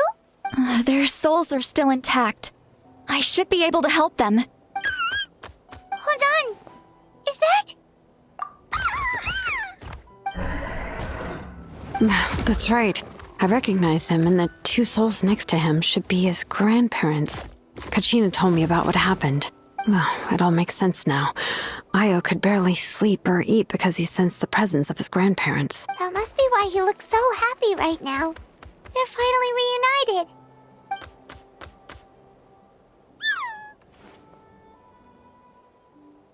When was the last time Io slept? From what Kachina said, it's been a while. He hasn't been doing so hot lately, but now that he's seen his grandparents again, he looks completely at ease. Kachina's taken me to meet Io before. He's always been such an energetic little saurian. If he didn't want to sleep, even his parents couldn't make him. But whenever his grandparents started to sing to him, he would fall asleep in no time. I think it's a song from when Io's father was a baby. Or even before then. That's amazing! Io was so restless earlier and now he's completely calm! Io can finally get a good night's sleep. Still, it's not like this can go on forever. No, their time is running out. I have to send them back to the Night Kingdom before it's too late. What's wrong with them? They got super angry all of a sudden. They don't want to go. I know you don't want to leave Io, but you can't stay here. You're running out of time. If you don't go back to the Night Kingdom now, you'll disappear in a few days. They've made their position clear. We want to stay by his side, no matter what. We should respect their decision. I don't want to leave them to that fate. But if this is what they want, then I can't separate them. What fate? You mean like the other lost souls?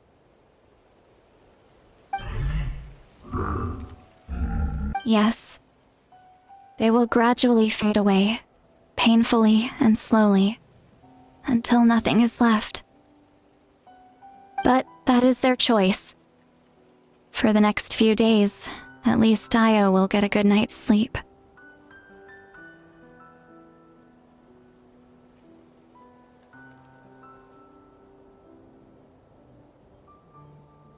That's the only way to prevent more souls from suffering the same fate. Once all traces of abyssal power are removed from the Night Kingdom, the pyro acon will restore the ley lines. That's the final step of our plan. So we're not just fighting for the living, but for the dead too. What dream? Oh yeah, you said the captain had a bunch of these kinds of souls with him. Maybe they're looking for a home too. But it's impossible for Conrians to enter the Night Kingdom, right? Although it wouldn't be the first time the captain tried to do the impossible. Even in its fully functional state, the Night Kingdom can't accept foreign souls. It's completely isolated from the ley lines of other nations. In theory, that means Conrian souls shouldn't be drawn to the presence of the Night Kingdom. Something strange is going on. One thing's for sure. It seems like the captain wants to help these souls. Well, he usually keeps his cards close to his chest. If we want to know what he's up to, we just have to wait for him to act. Anyway, let's focus on the final battle. That's the most important thing right now. I will. Good or bad, happy or cruel, we always have to face the truth. Reality doesn't change just because we choose not to face it.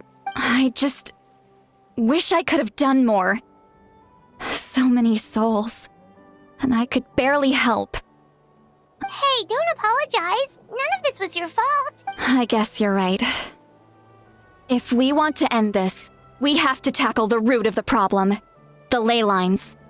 It's just another reason why this battle is so important.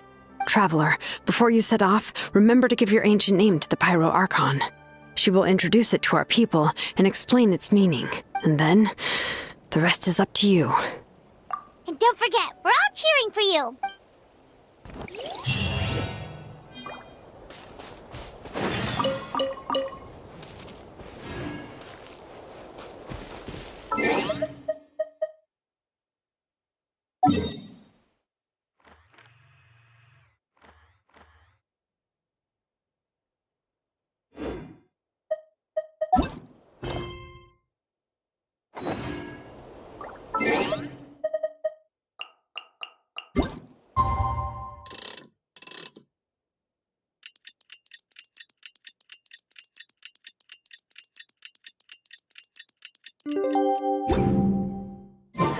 Instead of confining themselves to heavens,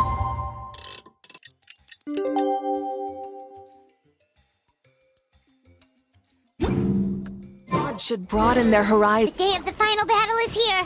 Time to go to the...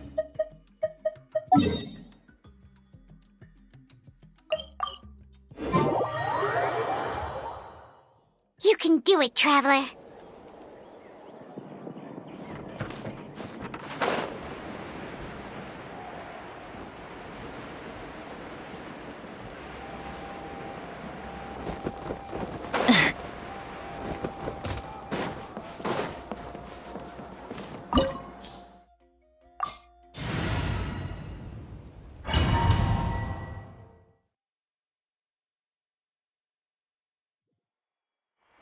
The pyro archon is waiting for you inside.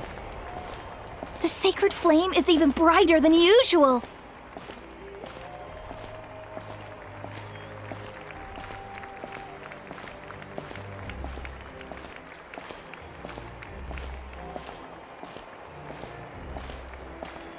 I don't think I'll ever forget this day.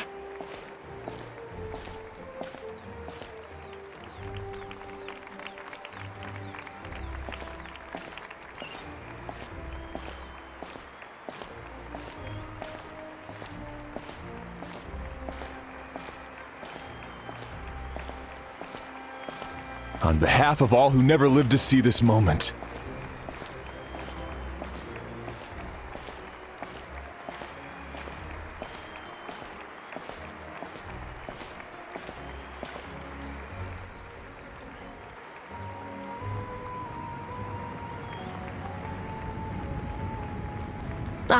Traveler, Paimon, you're here. Judging by the confident look on your face, I assume your ancient name is complete? Yep, it's good to go. Shilonen specifically reminded us to show it to you. Tumaini. Yes, that fits you perfectly. Is that an ancient name? I heard this is the first time we forged an ancient name for an Outlander. Seems like it was a success. What's engraved on it? Looks like my people are just as curious about this name. Traveler, Paimon, join me over here.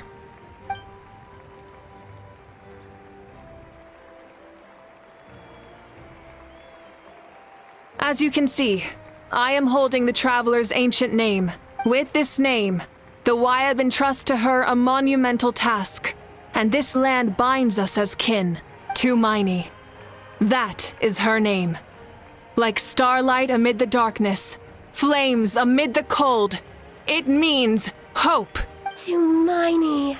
Hope. After all these endless years of fighting, we finally found it, haven't we? Ever since the invasion of the Abyss and the decline of the ley lines, the Ode of Resurrection has protected us for thousands of years. For generations, we have lived on this land, following in the footsteps of our forebears, taking their place on the front lines.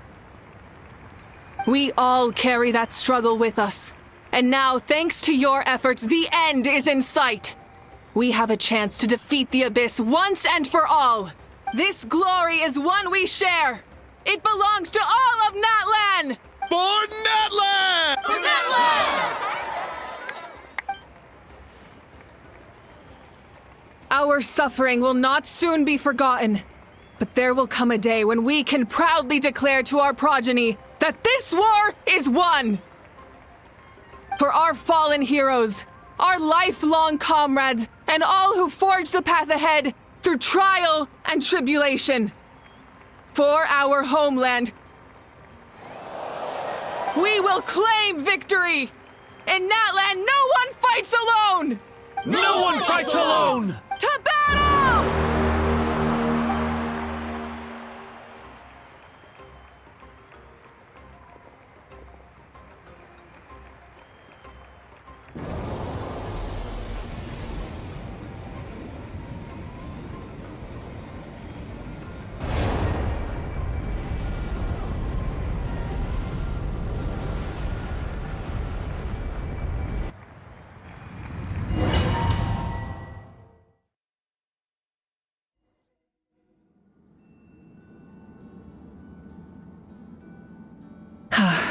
We're here. I'm sure you're familiar with the site of the Night Kingdom by now. The corrosion here is relatively mild, so this is our last pit stop.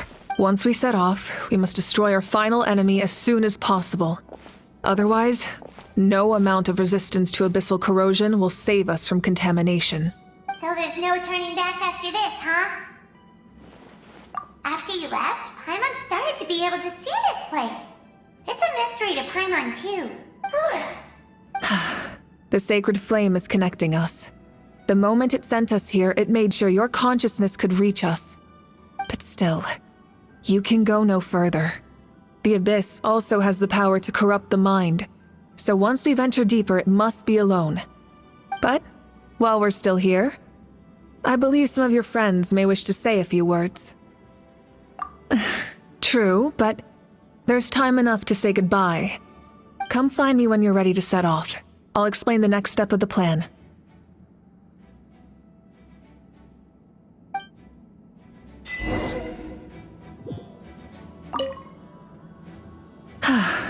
Are you ready, traveler?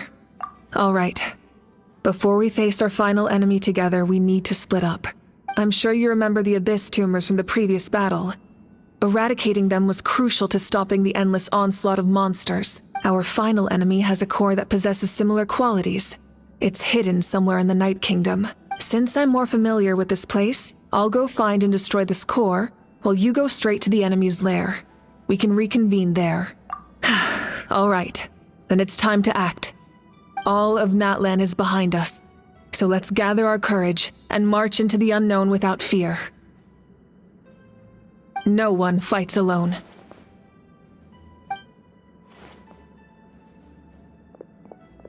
Malika already left, so you should get moving.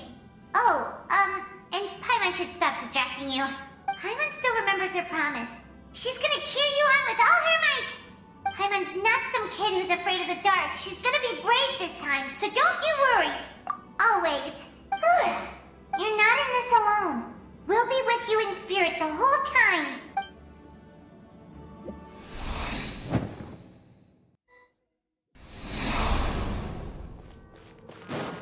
Light it up! Full throttle!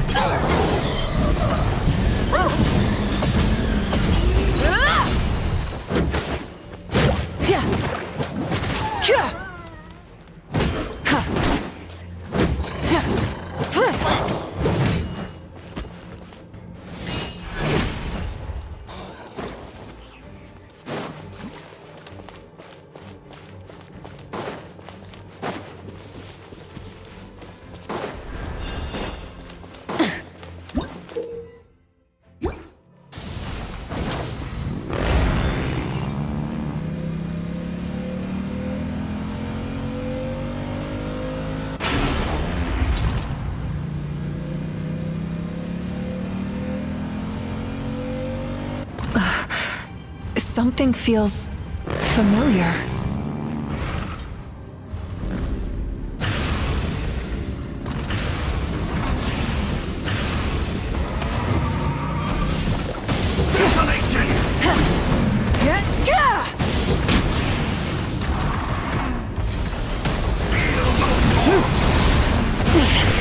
Not bad. Light of the blazing sun! I see dominion!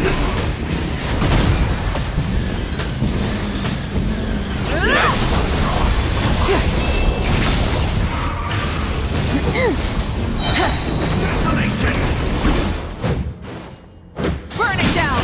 Full throttle! Wrath from the sky!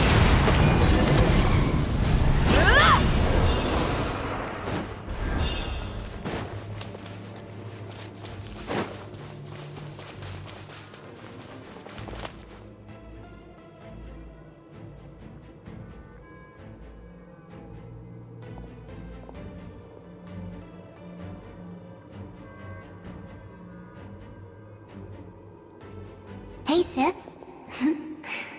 It's been a long time. This form is probably what I look like in your memories, right? Actually, we already met in one of your dreams, didn't we? But you never told anyone. Out of all the awakened souls, I was surprised you were one of them. After all, it's been 500 years. Yeah. I'm sure my soul has been reborn many times by now. But that doesn't mean Hine is gone. If the past, present, and future exist at once, then it's only fair we get to meet again. You're right. It's too bad we don't have more time to talk. Your plan is almost at the final stage, isn't it? I knew it. When you set your mind to something, there's nothing you can't do, no matter how difficult. Oh, I really wanted to help you in this era. But an ordinary person can't transcend time. Back then, I said I'd come find you one day. But I failed, time and time again. You didn't fail. Wait, then the paper frog I made? You got it? Yes. And your architecture manual as well. The family you left it with got it to me in one piece. I'm so glad. 500 years is a long time. I was worried someone might toss it during a move or something. No, they never forgot their debt to you. I learned a lot about you from them. Sounds like I placed my trust in the right people. Everything I wrote, though, it's probably outdated now, isn't it? Yeah, I'd say so. Oh well.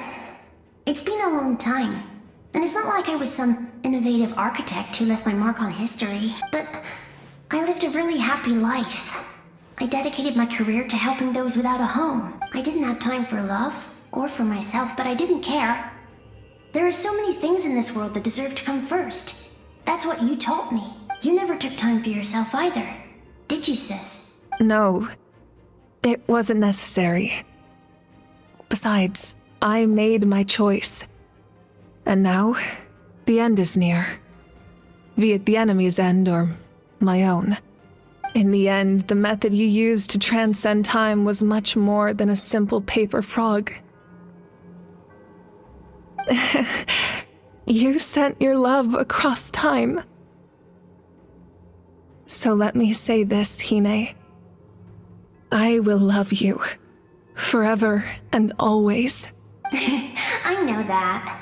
Mom, Dad, and I, we feel the same way about you. We're family. That will never change. All right. I need to head out. Another hero is waiting for me. I believe in you, sis. For Natland.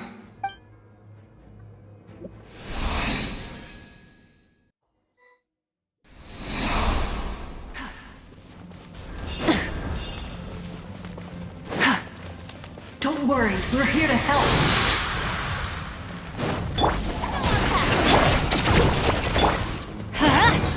Rise with the sun! Full throttle! The abyssal pylons are being protected by some kind of power. They can't be destroyed right now. Taking care of these monsters first might give us an opening.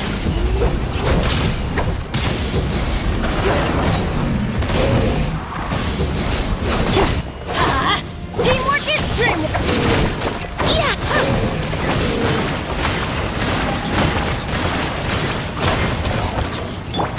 You two! Time to end that! Wrath from the sky!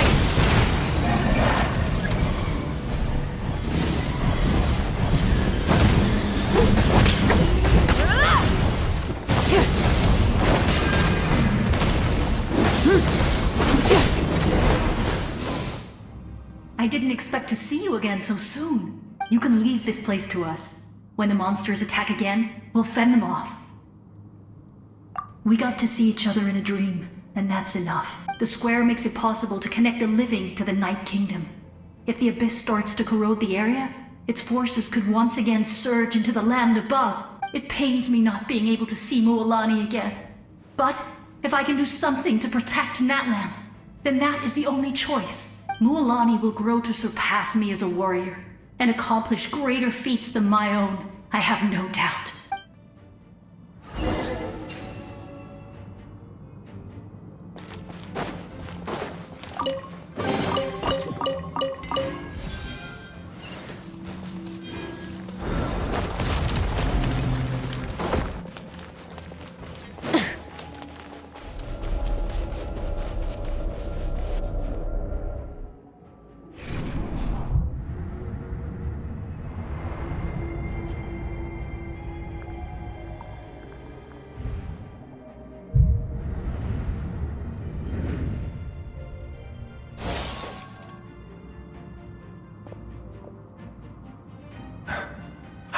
It's you!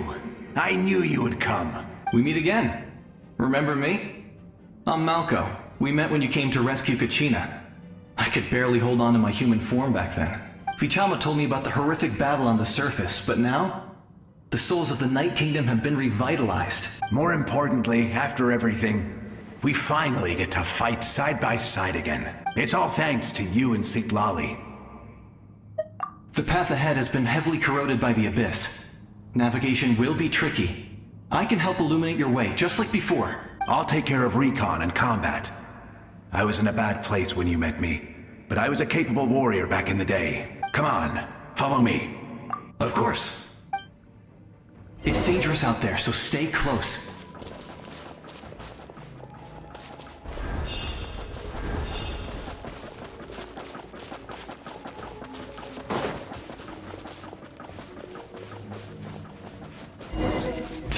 More monsters! Leave them to me! I've got your back!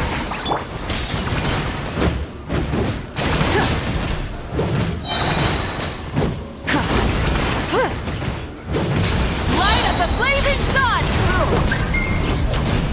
Yes! Coco, we made it!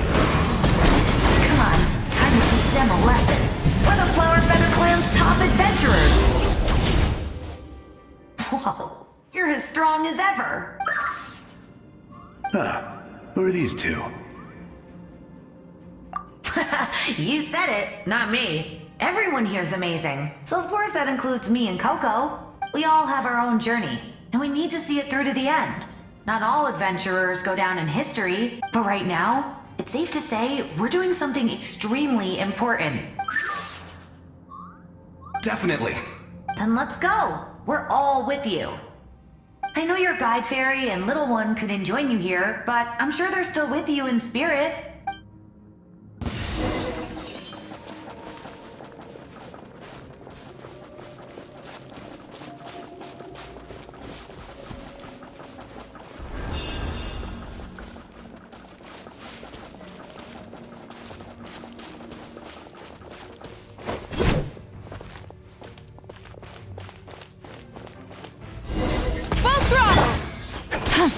Right here!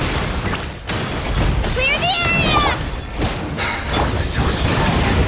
The power of the abyss is protecting it. It's almost impenetrable. Leave it to me. Time for the abyss to face its reckoning.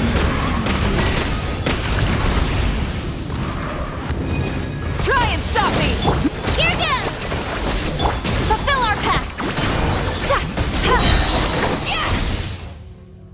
was amazing. Judging by your clothes, you're not from Natland, are you? I've never seen a soul like you in the Night Kingdom. But the Night Kingdom doesn't accept Outlanders, right? Yes.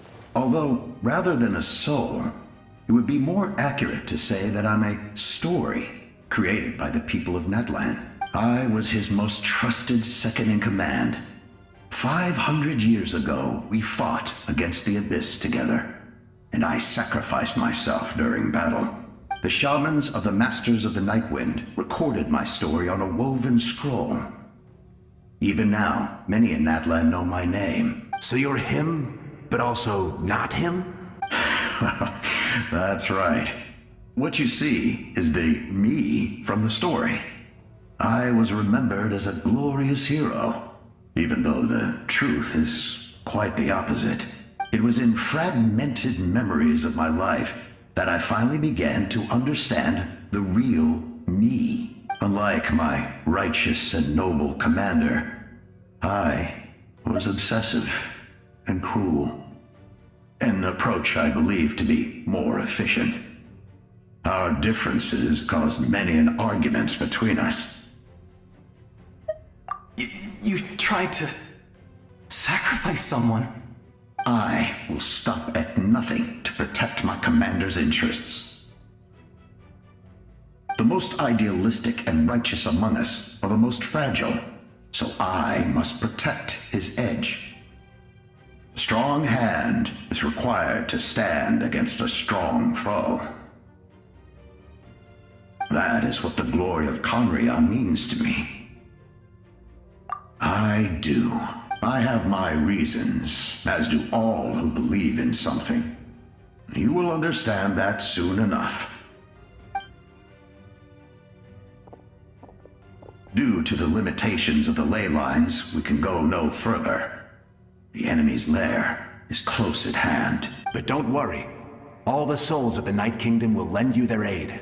You will become the hero of a new era. You're a special one, Traveler. You proved that again just now. The light will continue to guide your way through the endless darkness. Go now, for Natland, and for all who lost their lives to the Abyss. This time, we shall prevail. Not for any single nation or faction, but for us all.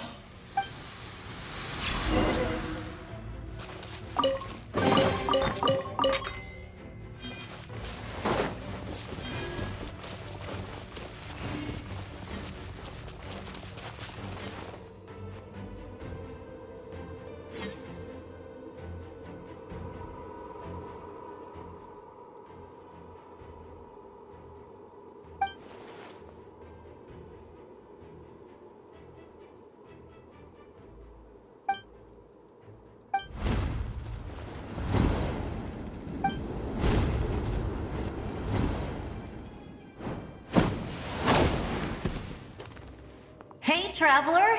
It's me, Koichi. Need some help? Doctors can be really handy in an emergency.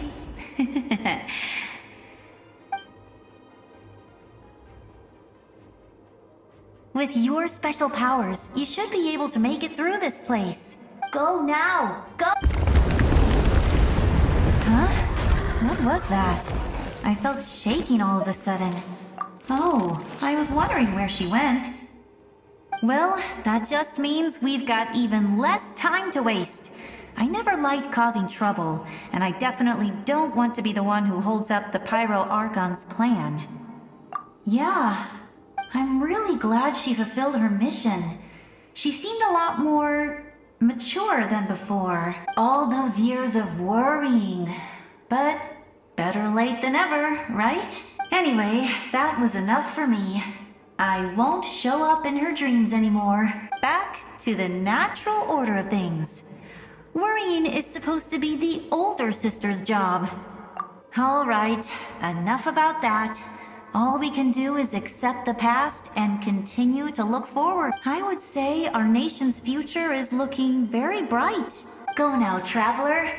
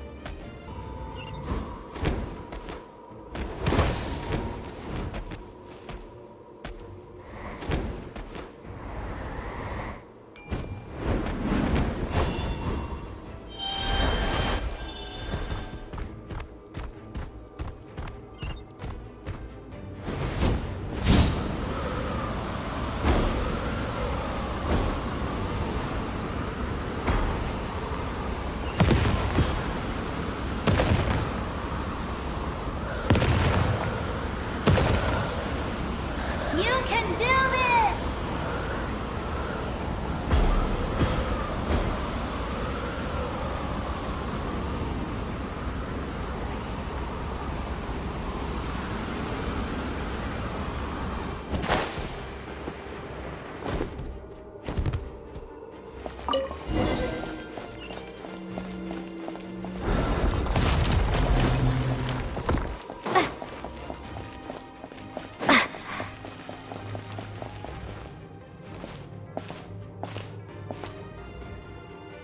I embrace. I trust. I acknowledge. I welcome. I follow. I walk with. Tenoch, the one and many.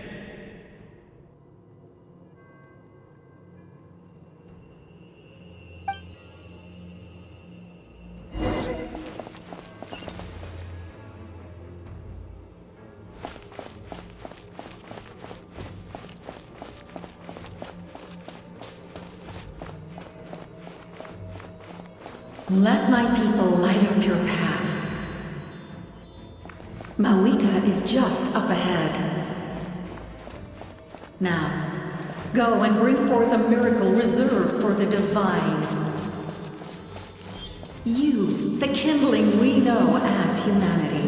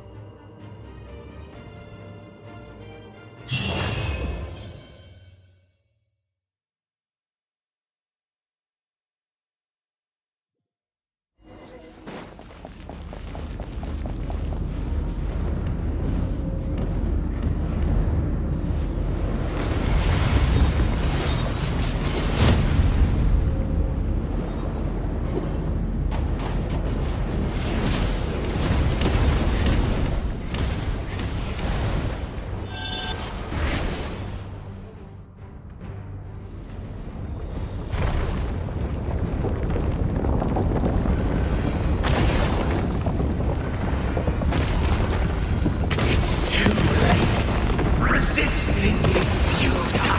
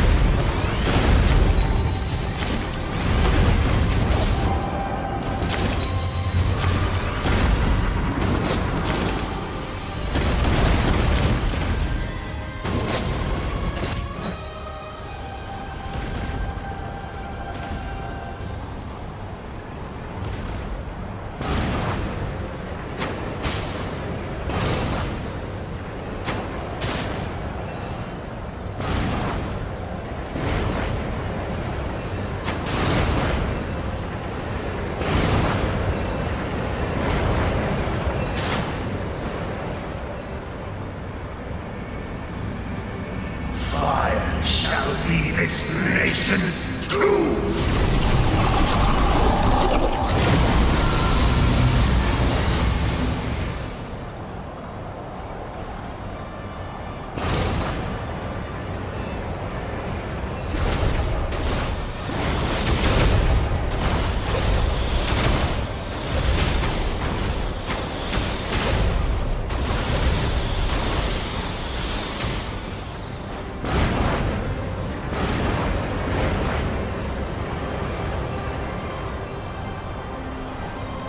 War is nothing but a hopeless struggle.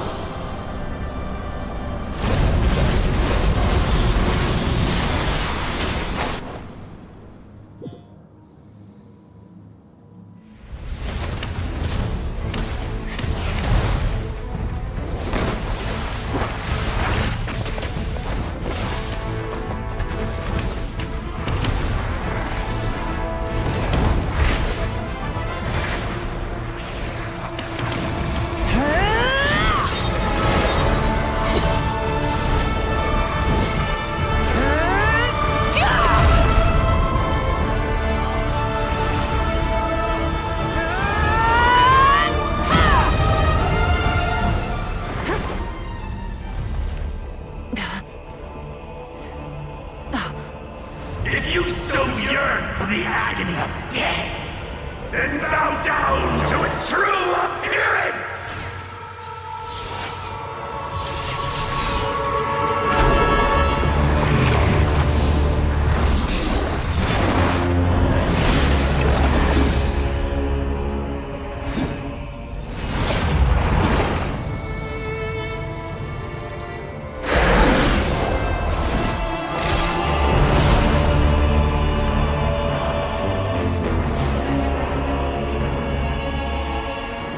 You who traverse the stars, fear not. Natlan has placed its trust in you. Descender, ignite your fire, the hope that burns within.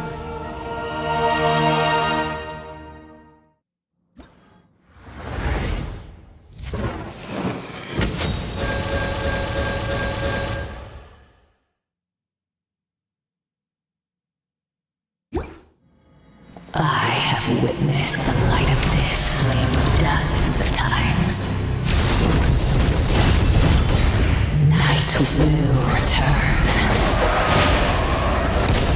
Failure. Failure. Failure. Failure. Failure.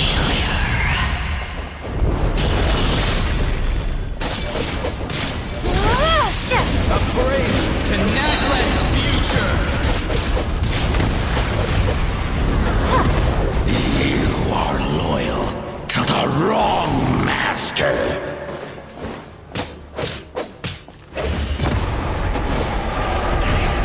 I fight hard.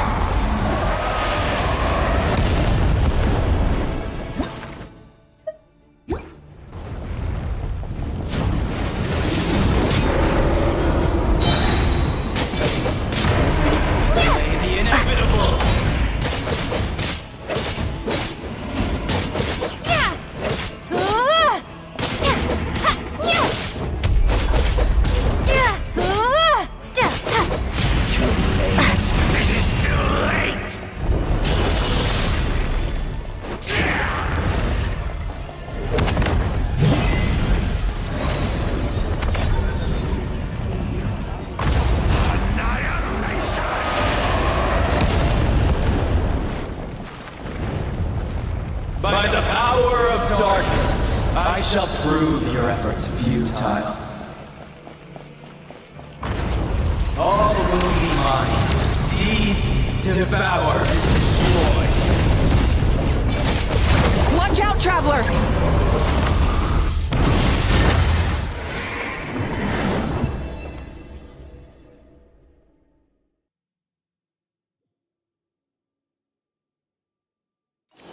All will be mine to seize, devour, and destroy.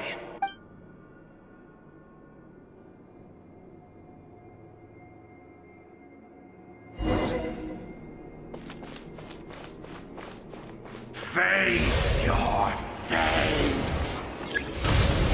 Your long journey shall end in vain. Even with borrowed celestial power, your destruction is... You march to an end you cannot change.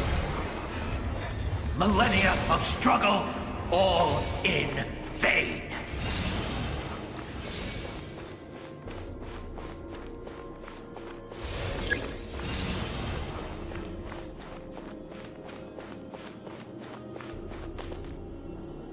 The lives of the Descenders are more valuable than you can imagine. You will destroy this world's hope with your own hands! If I was fated to fail, then why do you fear?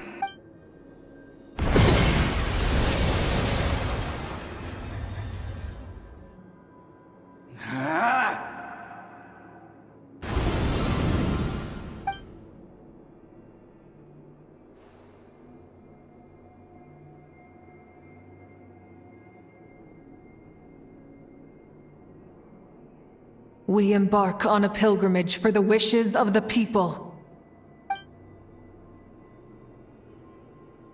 We choose to battle, to earn a glorious name.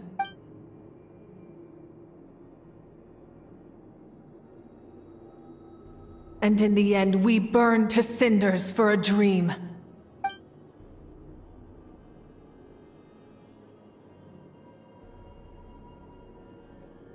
And so this cycle continued, time after time.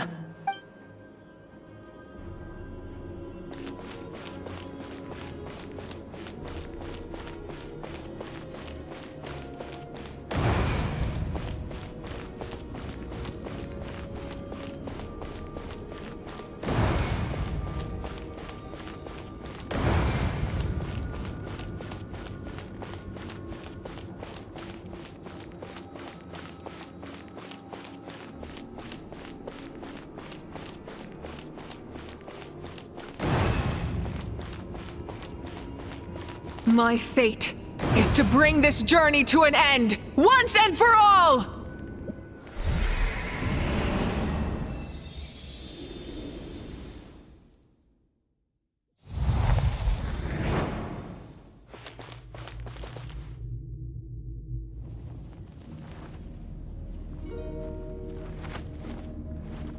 Listen.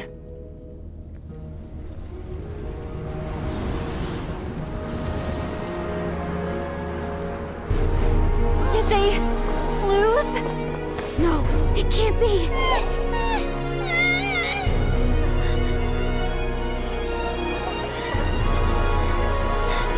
We are the inheritors of memory and legend! Those who grew alongside sun and wind!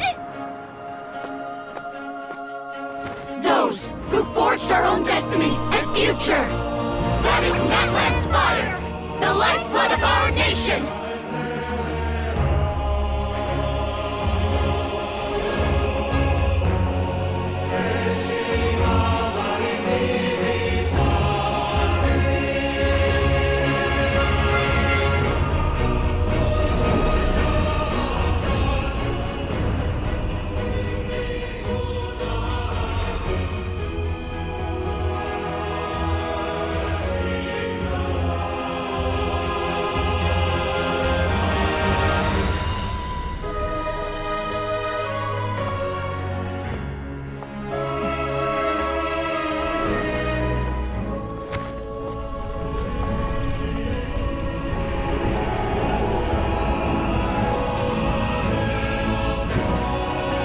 We won't give up hope. This is where we forge our future. With our own 2 hands!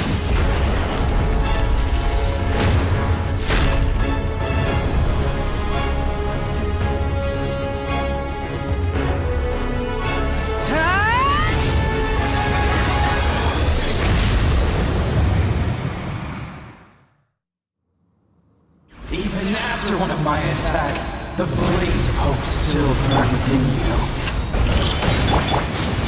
But with fear comes darkness, and with darkness comes dominion.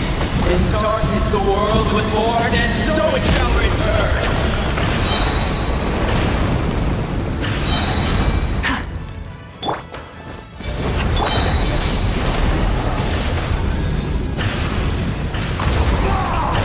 Pyroclastic surge! The embers burn on! Incinerate!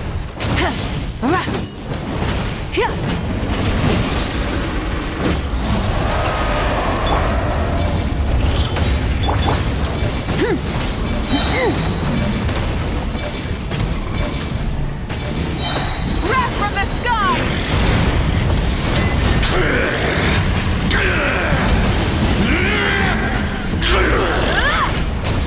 Here comes the servant of the earth! Kneel before me!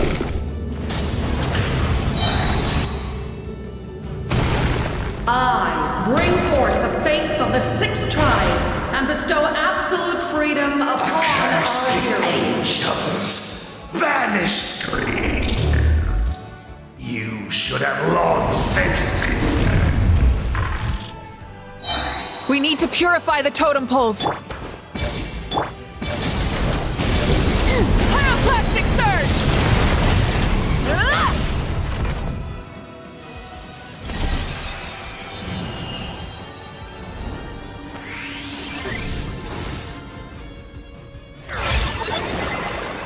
Her soul is noble and pure. Hero is just her starting point. Phew.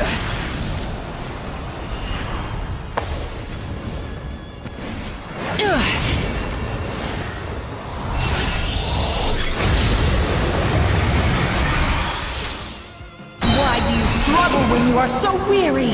Why must you seek pain?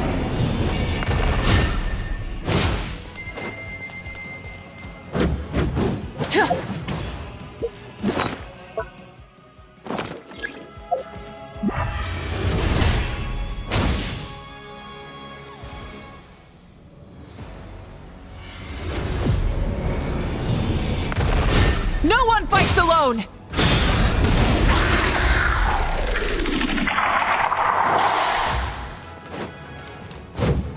You toil in vain, and your blood is a worthless sacrifice.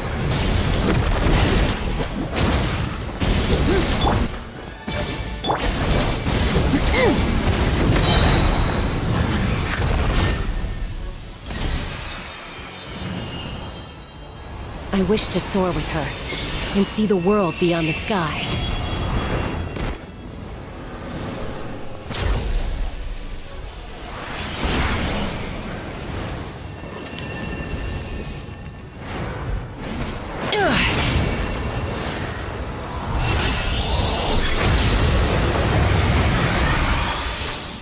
You toil in vain, and your blood is a worthless sacrifice. Burn through the endless night! Curse you!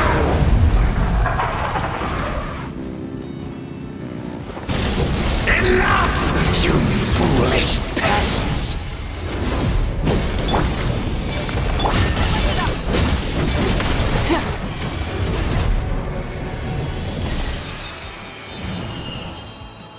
I admire her wisdom. How she always lives in the moment. Being her friend makes me so happy!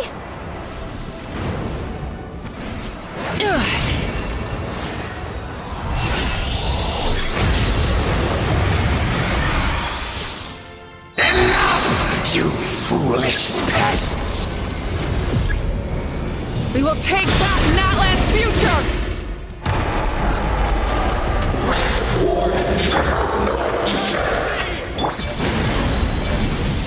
Every adventure can be stressful and scary. But with the Traveler around, there's always hope! There's no challenge too great! As long as we're together, we can do anything! We will never, ever, ever stop moving forward! Because that's what it means to...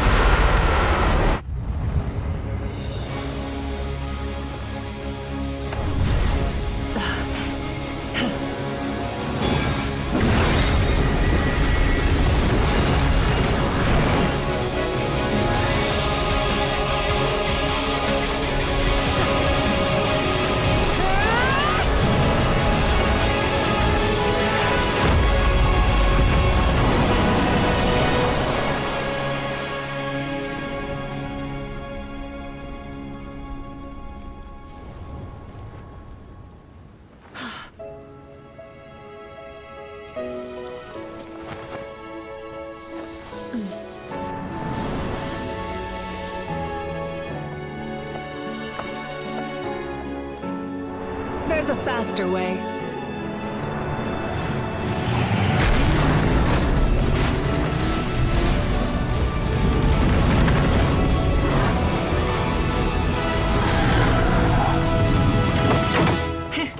Hop on!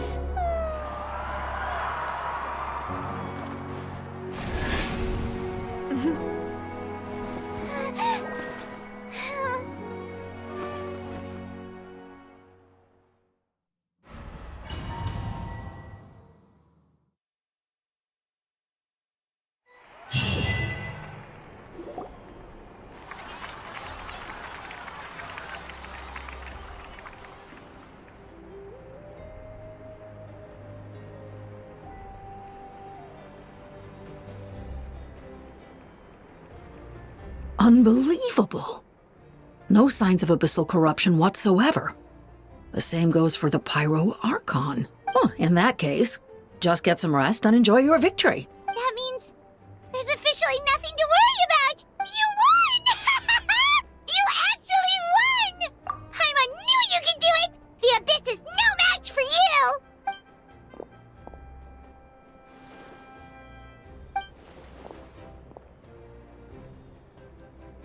Welcome back, great hero. I can't wait to tell your story to everyone. We should record it on a woven scroll, too. That way your story will be preserved in my tribe for generations to come. I'm sure the grannies and gramps back home are already on it. Amazing job, Traveler. Becoming the first Outlander with an ancient name definitely makes you a legend. The Lord of the Night was right to place her trust in you. She chose the perfect name. The most important thing is that you made it back safe. Now I don't have to worry about the rescue plan. You came up with a rescue plan? Well, the Traveler already saved me once, so yeah. If things got risky down there, I was gonna charge in and rescue her.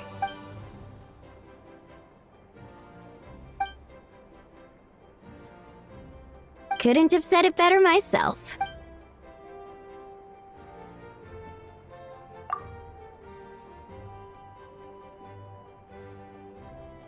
Wait, really? Who did you see?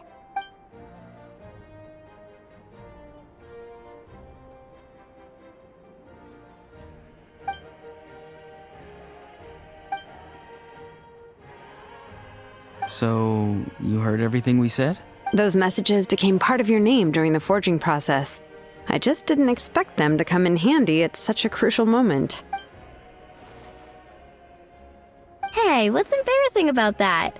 I'll say it again right now. Being your friend makes me so happy. Good one, Koichi. Things are looking lively over here. How you feeling, Traveler?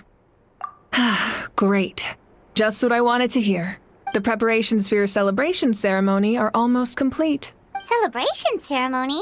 According to tradition, we hold a celebration ceremony for our most outstanding warriors after their final pilgrimage. In most cases, outstanding means warriors who earned more than 20 victories in the Night Warden Wars. It's an exceedingly rare honor. You can think of it almost like a lifetime achievement award. We haven't held one of those ceremonies in a long time, though. True, but given the Traveler's exceptional contribution to this victory, I think she's more than worthy of the honor. Let's head to the center of the stadium and I'll announce the honor to everyone. You deserve a formal round of applause for this achievement. Ooh, then I'm gonna grab the best seat in the house. Wait, I'm coming too! Slow down, there's no rush. Moika, if this ceremony is to celebrate defeating the Abyss, don't you deserve the same honor?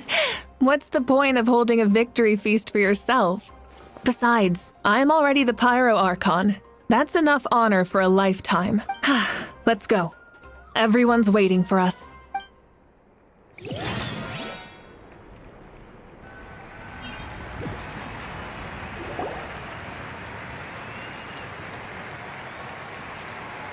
Today, Natland's long struggle against the Abyss has met its end. Many fought for this day and gave their lives for this cause. We must not forget them, or the heroic Outlander who lent us their aid. Her ancient name, Tumaini, will be immortalized in the history of Natlan. From this point on, there will be no more Night Warden Wars, and I pray the Ode of Resurrection will never again need to bring back the fallen. We fought for a singular purpose, peace. And now, it has been achieved. The funeral to commemorate the fallen will be held on a later day. In the meantime, our hero will embark on a parade of blessings. Let us send her off with a round of applause and show her the warmth and gratitude of our people. Yeah! Woohoo! All right! Go on. This is your moment. Now that the threat of the Abyss has been eliminated, we finally have a chance to restore the Night Kingdom. I'll take care of that first. Okay, we'll look forward to good news.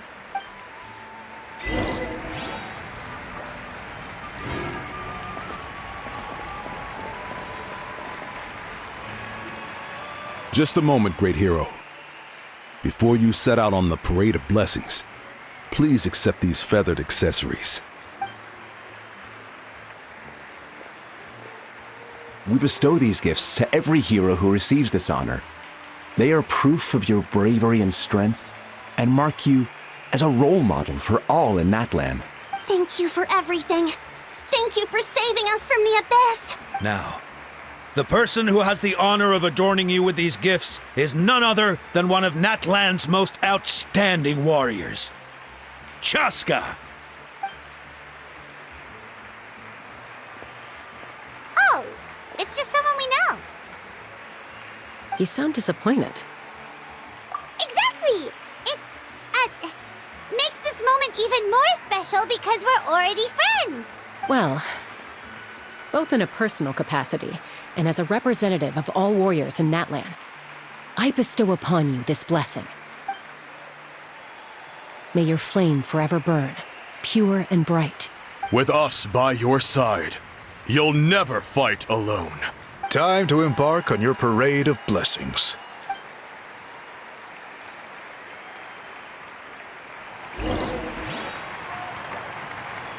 Hey, hero!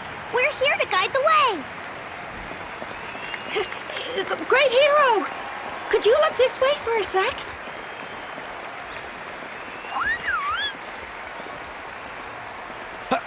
Over here! Over here! Quick, take a picture. We can turn it into graffiti. As the sun shines down on our nation.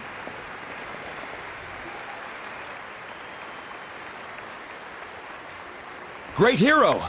Could I have a moment of your time? A lot of people here really look up to you and would love to get a picture or an autograph. You don't mind indulging them for a little bit, do you? Wow, look at all the people. They must have been waiting here for a long time. That doesn't sound like too much to ask, right, Traveler? That's right. The photo booth is this way and the autograph area is over there. The parade of blessings will continue in that direction. So head to the next area whenever you're ready. We'll be cheering for you.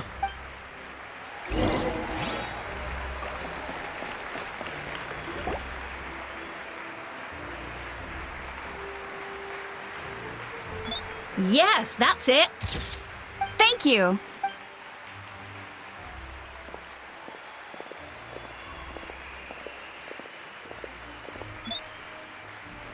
Oh, that pose is perfect. Such a precious memento. Wow, it looks great. Can I have one more photo? Just one more? Sorry, only one photo per person. There's still a lot of people waiting. It's okay. One is enough. One is more than enough. Oh, look over here. Perfect. This is going straight into the next issue. Thank you, hero. Thank you so much for everything you've done for Natland.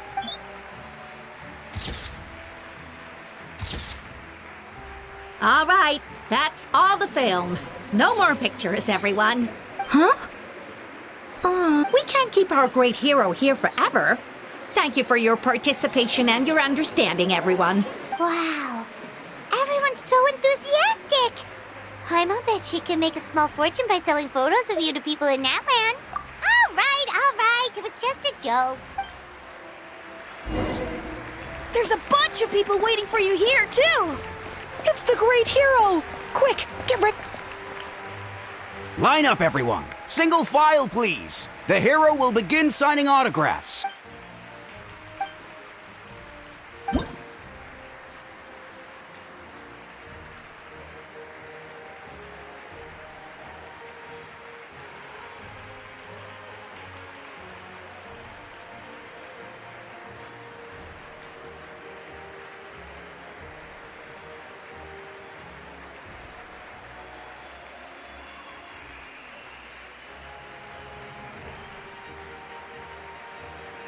Thank you.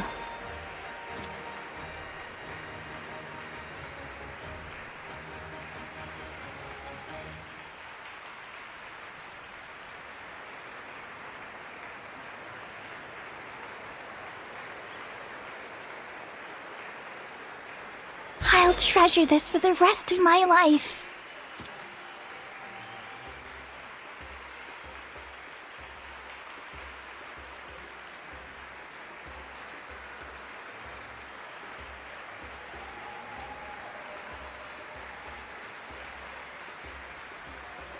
The hero's autograph?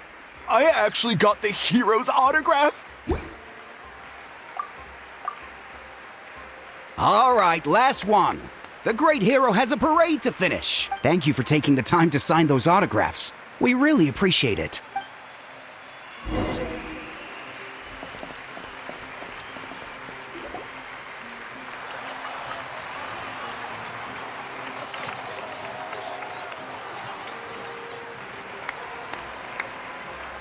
Sorry to bother you, great hero. I'm a messenger from the Scions of the Canopy.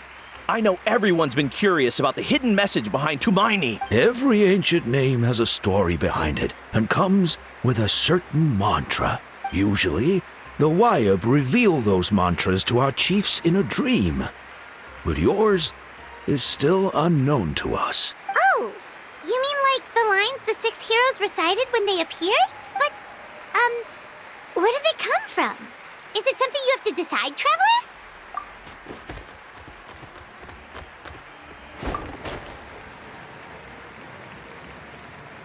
Oh! That was beautiful! I've got it all down! That's the final element of your ancient name, right? That means you've been completely accepted by Natland's ley lines! From the Lord of the Night herself? Legendary. Truly legendary. Tumaini! Tumaini! Tumaini! Look, they're dancing! Huh? It's the great hero! Please, come dance with us! Whoa! What do you think, Traveler? Should we join them? That's all right. Let's hear it for our hero! Wow, you're here too! And you brought... We now arrive at the end of the Parade of Blessings. Let us offer the Traveler our blessings one more time and give her a resounding round of applause. Woohoo! Yeah! All right. That's a hero's welcome if Paimon ever saw one, Traveler! You deserve it, of course, considering the risk you took. Traveler, Paimon! Finally, I was looking everywhere for you. St. Molly! Why didn't you come to the parade? Never mind that. I have something important to tell you. Come. I went to revisit the revelations in my dreams as soon as you came back from battle, but I couldn't fall asleep just anywhere. I needed somewhere private. I didn't want anyone to overhear me sleep talk or watch me contort myself into some weird position. Anyway, that's not the important part. It's about Mawika's death. Her fate hasn't changed at all. What? Didn't you defeat the bad guy behind all this? Does that mean the war isn't over? No. The disaster is over, but my dreams never lie. That's why I came to find you. I need to know what I'm missing. Where is Mawika right now? Did she tell you what she's planning? She said she was going to restore the Night Kingdom. Compared to fighting the Abyss, that should be pretty easy, right? Easy? Not so much. We can't restore the ley lines without the Lord of the Night. And I'm not sure she has enough power to do it on her own. The Lord of the Night is weak right now. She told us that herself, remember? True. If the Lord of the Night could restore the ley lines by herself, all Mawika would need to do is tell her we won. Not even that. The Lord of the Night knows the ley lines better than anyone. I'm sure she knew of your victory before us all. Point being, this matter is far more complicated than the Archon made it out to be. We need to get to the bottom of this. Mawika has accepted her death, remember? For her to let someone else dictate her end, there can only be one possibility. She must think the outcome of her death is worth it. The moment Mawika used the Ruler of Death's power, death was demanded in return. Not necessarily as repayment for her aid, but as a rule, that means Mawika doesn't have to just sacrifice herself to the Ruler of Death. She can still use her death to get something in return. Then let's get going! Where do you think she went? Could it be where we found the source mechanism? The Lord of the Night should now be able to appear anywhere in Natlan. What we need to know is where the Ruler of Death can be summoned. According to the Lord of the Night, the Ruler of Death is one of the Shining Shades, an extremely elusive figure. Even woven scrolls dating back thousands of years have nearly no mentions of her. Right! Xbalanque created the rules of Natlan by borrowing power from the Ruler of Death. That means he's met her before! Wait, do you think Xbalanque could have met the Ruler of Death in Cinder City? The one they call... Natlan? It's very likely. After all, Natlan was built on the site of a previous dragon city.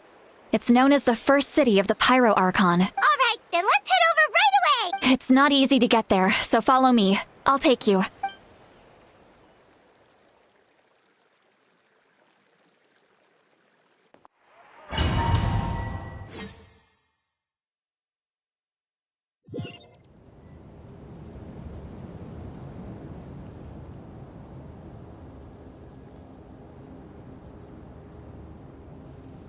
Man, this place really is hard to get to.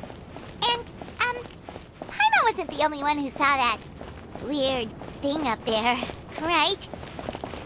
All those eyes inside of it? Talk about creepy. I believe that's how the Ruler of Death keeps an eye on Tevat. Quick, this way. We're almost there.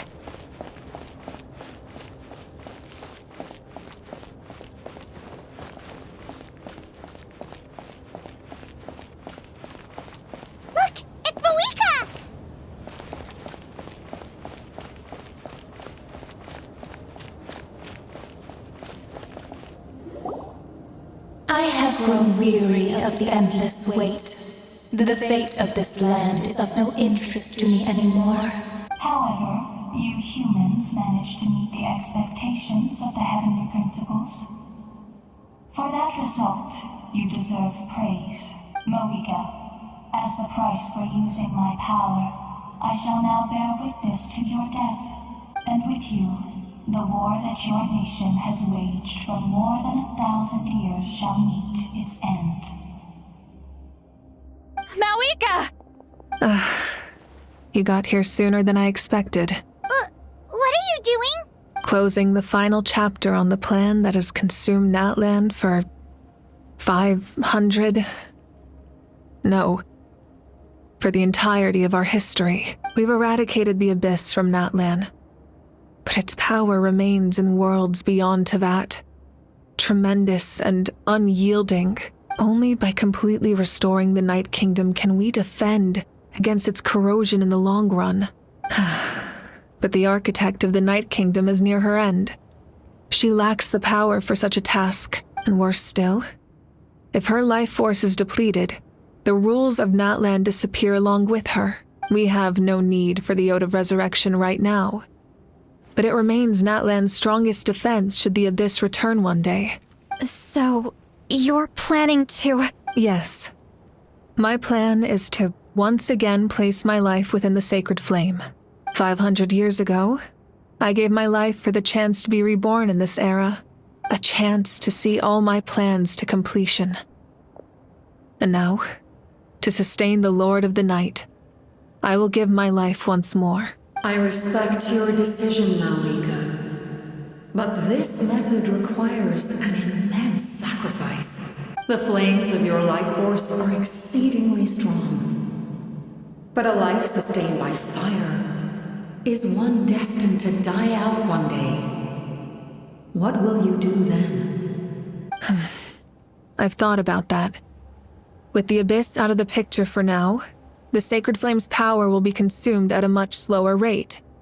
My life force should be able to sustain it for another 200 or 300 years. Future Pyro Archons will continue to seek new sources of fire. As long as Natland's legacy endures, the Night Kingdom will survive, impervious to the Abyss. Once again, you place hope in the hands of the future. But the pilgrimage can replenish the power of the Sacred Flame. We can give it that meaning. Why shoulder this burden by yourself? Because I want the pilgrimage to change. The pilgrimage was an essential part of our struggle against the Abyss. A grand competition full of promise and glory. But it also chained our people to an inescapable destiny. Fear and anxiety have been our constant companions. We knew what the consequences would be if we laid down our arms. Morality left us with no other choice. And so, Natland became the nation of war. This is where Xbalanque defeated the dragons and granted our people the liberation of their flesh. And now, in the same place, I have the chance to grant them the liberation of their spirit. There will be no war, only competition, one fueled by our dreams for the future rather than a desperate struggle for survival. A new future deserves a new meaning, a chance to take a definitive step forward. Very noble indeed. But what does any of this have to do with you? You speak of duty, but not yourself. In my eyes, Malika, you are not inherently special. A child of Natlan among countless others. Yes, the situation is urgent, and the ley lines must be restored right away. But it is too heavy a burden for you to shoulder alone. That is where we differ, Lord of the Night. You see all humans as the same, but I understand what it means to be a leader. A leader is swift and decisive in the face of reality, someone capable of making the right choice even when there are no good options on the table. Sacrificing the remainder of my life to help Natlan overcome this crisis. After all, leadership is built on the trust of ordinary people. Without them, there is no Archon. The people look to their leader to make the world a better place and stand up for them when it counts.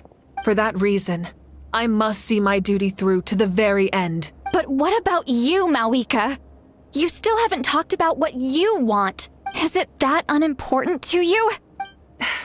It's not important, Citlali. There is nothing more important than protecting the future we built together.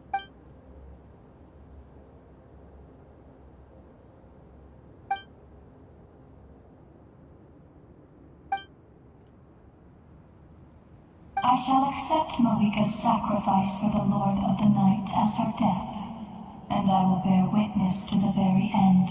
Thus concludes the deal I made with Xbalanque several thousand years ago. Lord of the Night, you may now begin.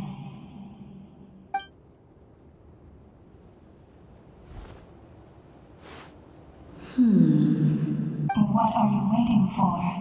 There is another who wishes to take part in the ceremony. And I cannot disregard their intentions. I must wait for them to arrive. Another? I was to bear witness to a death, and now the situation is increasingly tenuous. If the life of this second individual fails to meet my requirements, I fear I may lose my patience. Rest assured, his life will hold equal value. I am the helper of humanity, and I must always place their demands first, no matter who the human may be. Cumbersome.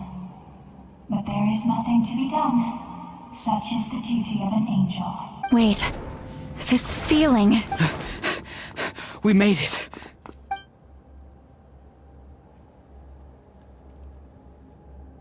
Thank you for showing me the way. The captain? The other individual you mentioned. It was him? Indeed. Like you, he carries many lofty ideals. Malika, I understand how you feel. And if I were an ordinary mortal, I would have no reason to stop you. But like you, I've been waiting for this day for too long. And I can offer a better solution. You created this new future, and you deserve to guide its direction. Your life should not end here, but death is the end I have been trying to reach all along. I have come this far to use my death to open the gates of the ley lines to my people. Your people? That's right. They have been with me for the past 500 years. But how? Carrying that many souls within you? There's no way you could keep your consciousness intact. Besides, you weren't affected by the source mechanism like I was. Do you still remember the voice that you heard? It came from my heart. With the help of technology from Conria, my heart was modified to convert memories and souls from the ley lines into knowledge. As a result, I became extremely sensitive to souls, and developed the ability to sense their presence, much like yourself. After encountering countless lost souls during the disaster 500 years ago, I forsook the capacity for knowledge granted by the modification, and used my heart as a vessel instead. The lives of my comrades, as well as many Natlanese, have been stored here ever since. And you want to send them home? Yes. The ley lines will not accept them. But by merging my existence with the Lord of the Night, I can become master of the ley lines and change the rules entirely. He expressed this to me, and I agreed. The captain envisions a kinder and fairer set of rules for humanity. In addition, he aims to challenge the authority of the ruler of death. In a word, his goal is revenge. Revenge? After all, it's because of her that I bear the curse of immortality, the curse of absolute life. I now understand that which you seek. Then, bear witness to my resolve and hatred. The people of Conria committed grave sins. And for that, we were cursed to suffer endless physical torment. Cursed to witness the demise of everything we held dear. But most of us were innocent. Most of us knew nothing of the Five Sinners' exploitation of abyssal power. Myself included. If I sacrifice my life for the Lord of the Night, you get the death you desire. But at the same time, the curse of immortality would negate the very death you seek. Left unresolved, that paradox could uproot the natural order of this world. Even you, great ruler of death, lack the capacity to bear the consequences of that outcome. Your curse is now the tool with which I will overturn the oppression of the gods. This is my challenge to you. Forsake one of your rules. The choice is yours. Your new heart has limitless potential, and you have wielded it with bravery and honor. I grant you the title of Sentinel Knight. Like the four pillars of strength, you will continue to safeguard the glory of Conria. The glory of Conria. Our land, our dignity, and every comrade who fights alongside us. The Night Kingdom is almost destroyed. Our fallen soldiers, your comrades, they have nowhere to go. What are you doing? Are you taking all their souls with you? You're just an ordinary person. You can't bear that kind of burden. No hero should have to wander alone.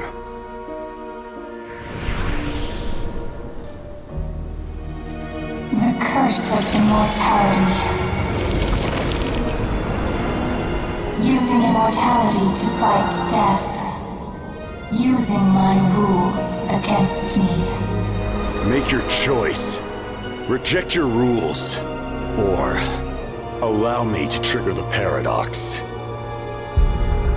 The curse of immortality must stand. Use it to fulfill your final wish.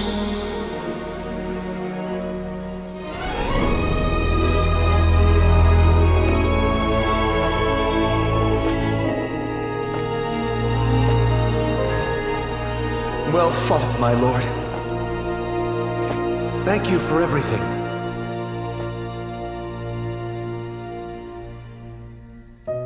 This time, let's go together. Yes. Let's go together.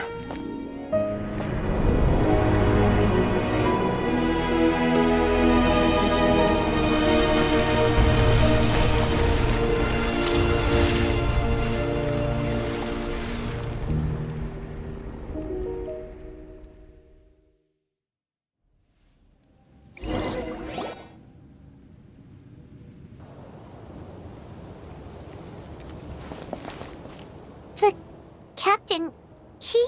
The curse of immortality still exists. Does that mean the captain will never move from this place? Lord of the Night, is the captain still with us? There is no need to pursue traces of him.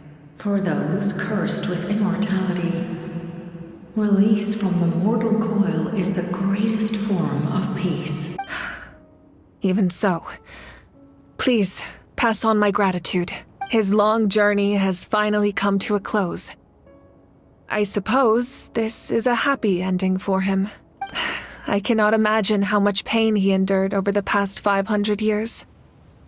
Or how much strength it took to never stray from his goal. There's something I've been trying to figure out. I don't think I ever saw him sleep. I tried to ask him about it on the way here, but he didn't answer.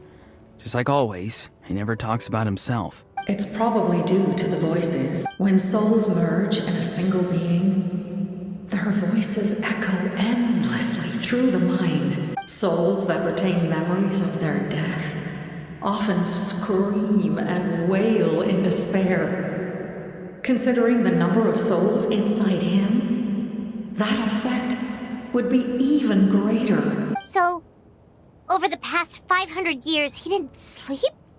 Without experiencing the curse of immortality, we will never truly know his agony. But I can see why his hatred for the ruler of death was so strong. In the end, he used that immortality to his advantage, and granted the Lord of the Night eternal life by fusing his existence with hers. Well fought, Captain. You may wonder why the Night Kingdom, a land of souls, was unable to accept the souls adrift on the surface. The reason lies in the Heavenly Principle's modifications to the ley lines. The original purpose was to help counter the abyss. And so, their stability was paramount. But at one point in time, Natland's ley lines were decimated. Even after reconstruction, the rules needed for the Ode of Resurrection made it impossible to reconnect the ley lines to other nations. That unique quality is precisely what drew the captain to Natland. Did he try the same thing in other nations? Yes. But all those attempts ended in failure. He fought to save Natland not only to defeat the abyss, but because this is the only land where the souls within him could find salvation. We met not long ago to talk about that very possibility, and I confirmed the feasibility of his plan. I, too, recognized the need to change the rules of the ley lines. Not only for the souls that wander this land, but for the outlanders that may perish here in the future. In the eyes of the Heavenly Principles, that kind of change is extremely risky, if not impermissible. But, as an angel, I have a duty to serve humanity. Such is my mandate. Thank you for everything. Seedlolly, when I gave you the Pilgrim's Chronicle, I said something rather pessimistic to you. Do you remember? How many years of life are enough? 10? 100? I thought it made no difference. But now, I have the chance to live forever. I am immensely grateful to humanity for this gift, and I am deeply sorry I thought so little of it in the past. You don't need to thank us. You bear a heavy responsibility. Heavy? No. That responsibility is the purpose of my existence. Farewell, humans. Creators of miracles. A new era awaits you. Looks like she returned to the Night Kingdom. So, this was the captain's goal all along. He fought to the end for all those souls and challenged the rules of the world in the process. He was an outstanding warrior. He took on a burden that was meant for me and even brought about a better outcome. It would seem I lost this duel. He was right. Natland needs a leader to guide its future. If not a successor, then that responsibility will continue to be mine to bear. But for now, Let us pay our final respects to this fallen hero.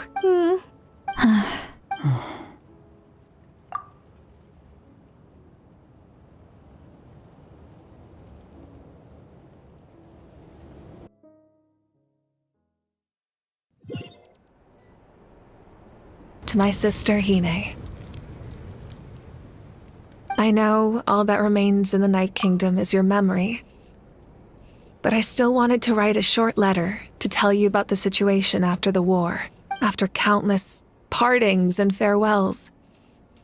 Natland has finally entered an era of peace. The pilgrimage is still a popular tournament, but now its only purpose is to showcase the thrill of competition, rather than select warriors for war. Our cultural legacy is not rooted in our suffering. In this era of peace, Natland's fire will burn brighter than ever. With the restoration of the Night Kingdom, our people are now free to leave our borders, and many have set their sights on the wonders of Tibet. I'm sure many exciting and eye-opening adventures await them, and although our battle scars will fade, the stories of our heroes will never be forgotten. When a new you returns to this land one day, I know you'll recognize the significance of this war and all we lost. The land we love has not been destroyed, but grows stronger by the day. I will forever be grateful that I got to see you again. And when the flames deliver this letter to you, I hope you know how much I miss you. I actually got the chance to finish this painting, and not a moment too soon. It's time to bid farewell to all the fallen.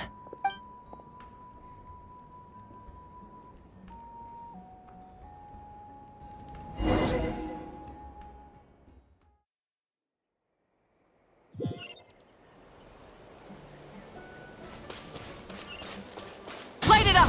Hey! Is that part new? Paimon's never seen it before.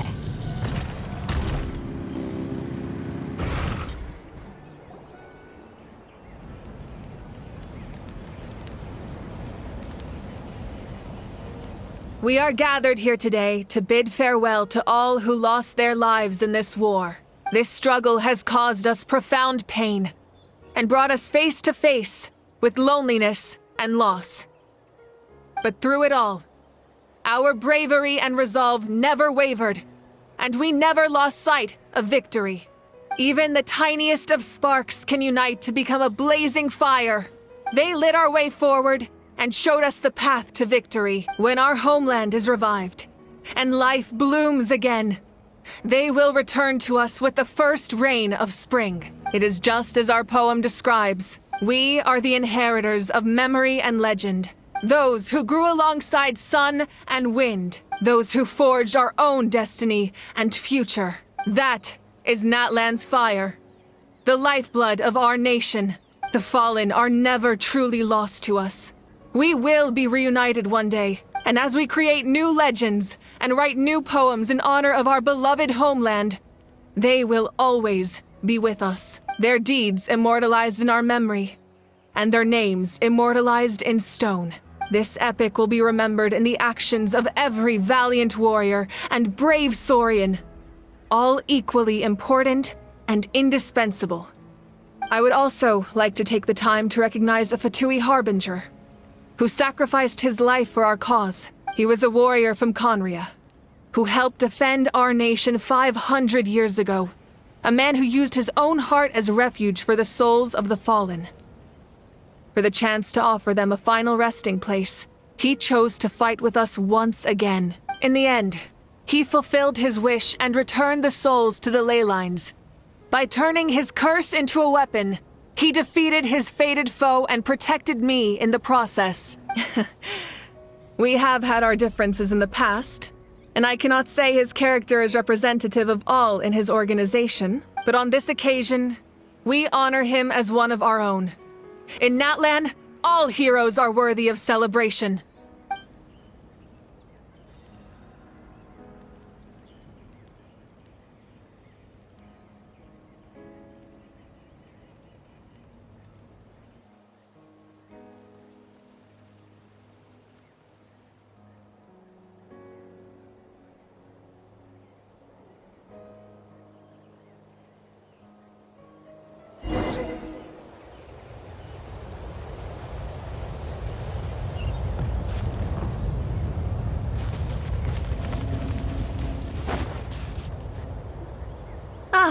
our hero's here.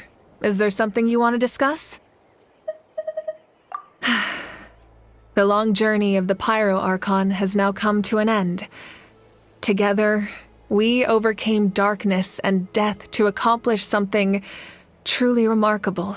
As we celebrate your glory, allow me to thank you once again. This time, just as Mawika. Thank you for the respect, understanding, and support every step of the way. An honor we share. You can keep chatting with your friends nearby. I think I'll stay here for now and watch over them.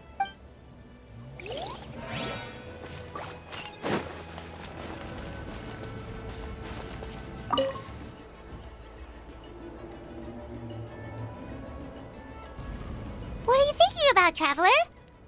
Oh, the battle, right? Even though we won in the end, it cost a lot to get to this point, huh?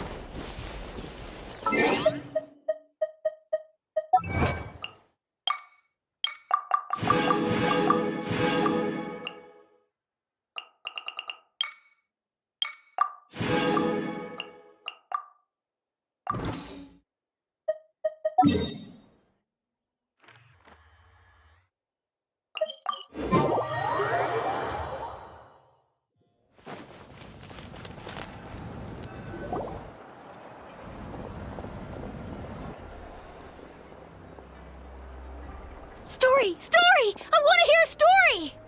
Come on! Tell us! Well, you kids don't miss a beat, do? All right. You can be the first audience for this new tale. Let me know what you think. Now, where to begin? Want to stop and listen to the story? Sounds pretty fun! This is a story of the great heroes of our time. There are 3 great heroes at the center of this tale. The first is an outlander known as the Traveler, a warrior of great strength, completely immune to the power of the abyss. More importantly, the Traveler is kind and brave, someone who treasures those around her. You could call her a natural-born hero. Yeah, she's super strong! Tell us more! Hey, just let him finish the story!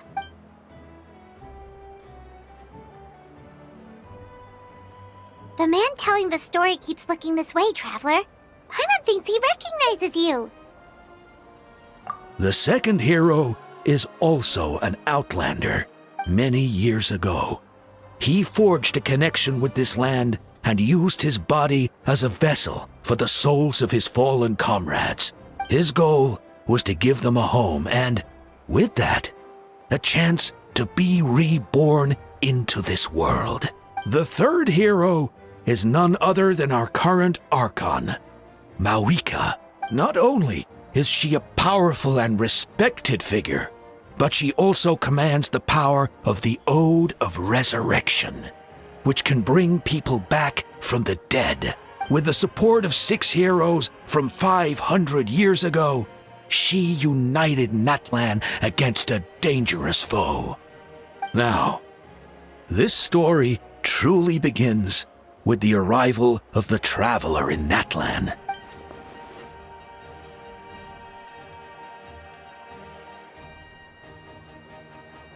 Under her guidance, Kachina performed exceptionally well in the pilgrimage and earned her chance at the Night Warden Wars.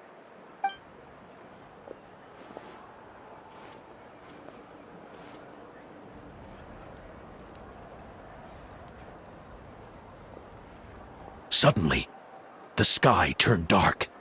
The sacred flame went out, and Gasoithoth appeared.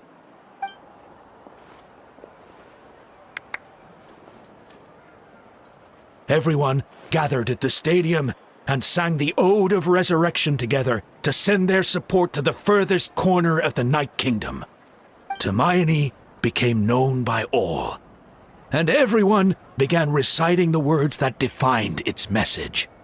In the beginning, there was darkness, until someone set themselves aflame.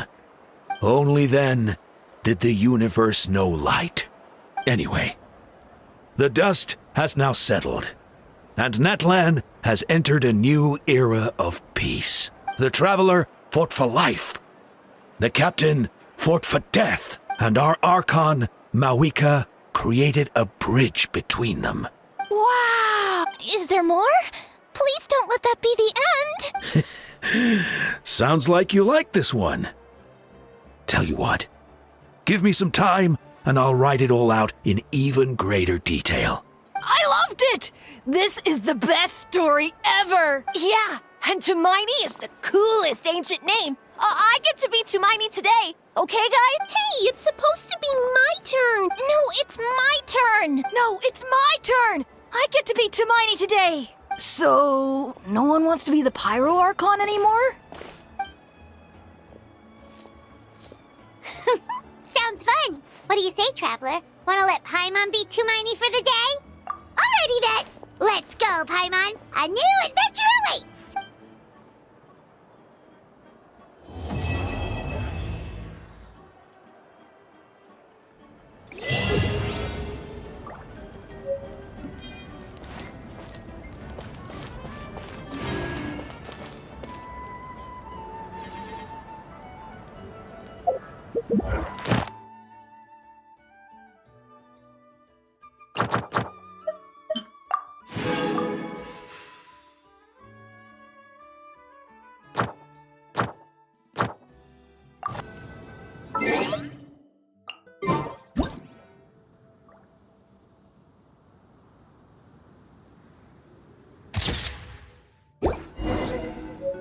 Now, one more option should do it. Oh, let's go to...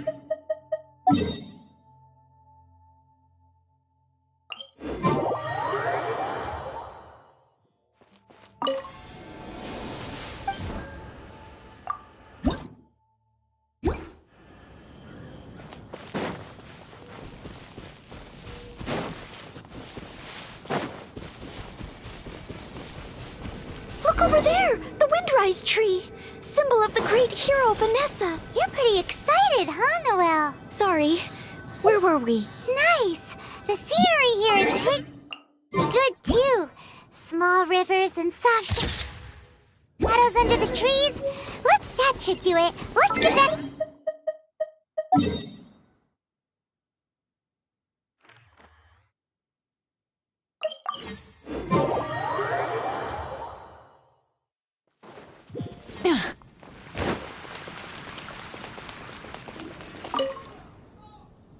Oh, you guys are back! What romantic locations did you find? Wait, aren't there people here already? I don't want other people ruin... Let's look at another... How about Windrise? May your love be as free as a dandelion. Windrise? That's a great location, but isn't it a bit cliché? Huh? Cliché? Well, old folks are always going on about something symbolic about that place. Besides, we've been there so many times when we were young. It just feels like there's nothing special or new about it. Oh. Okay. I'm going with Cape Oath. Thanks so much. Quinn, I wonder what kind of oath he'll make to me. Is Windrise no longer popular? But the book said that it was the most popular place in Mondstadt. I'm not sure. I found it while cleaning a corner of the library. It was the story of Windrise and Lady Vanessa. I thought folks in Mondstadt would still like to go there. Huh? You want to go to Windrise? Oh, okay. Follow me.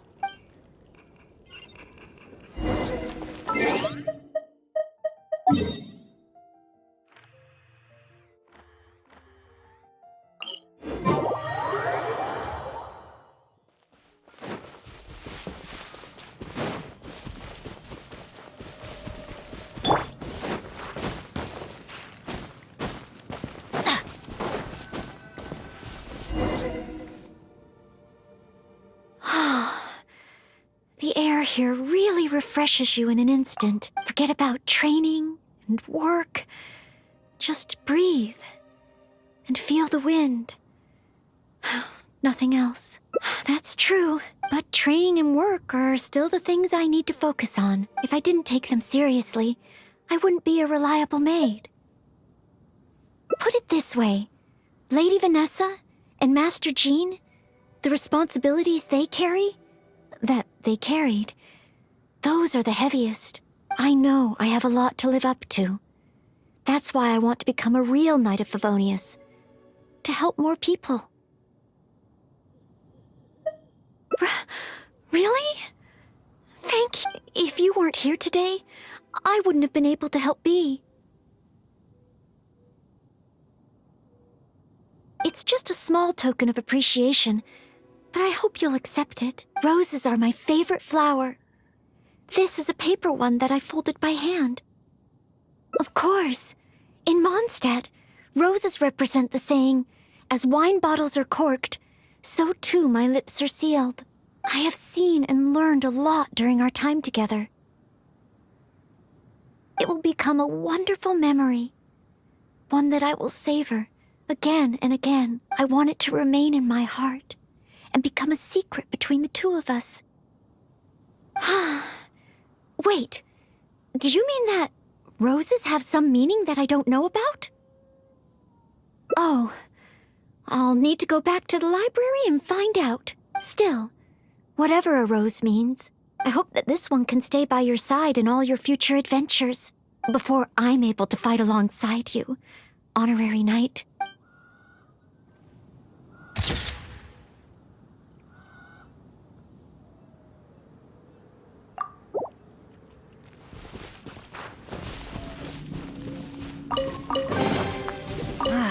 Even better than I imagined.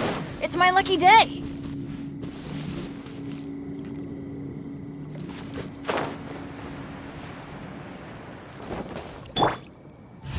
Ha! Fulfill our pact!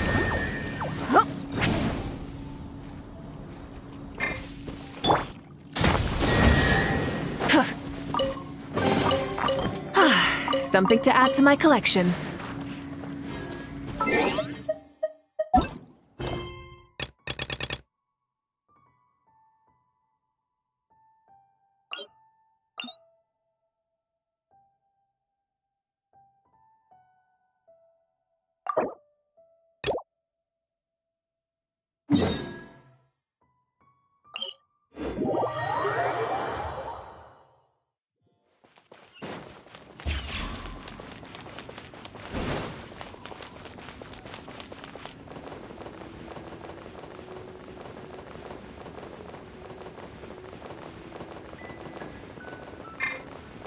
The flame burns on.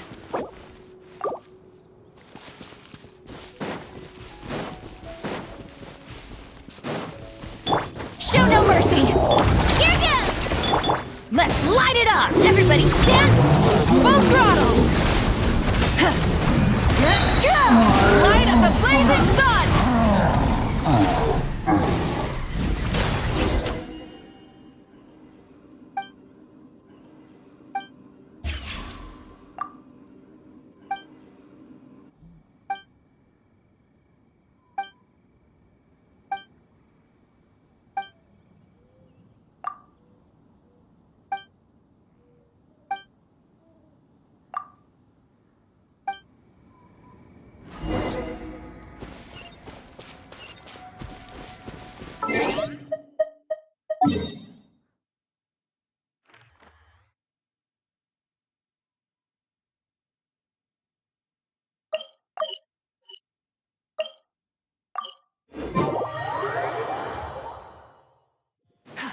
Burn it down!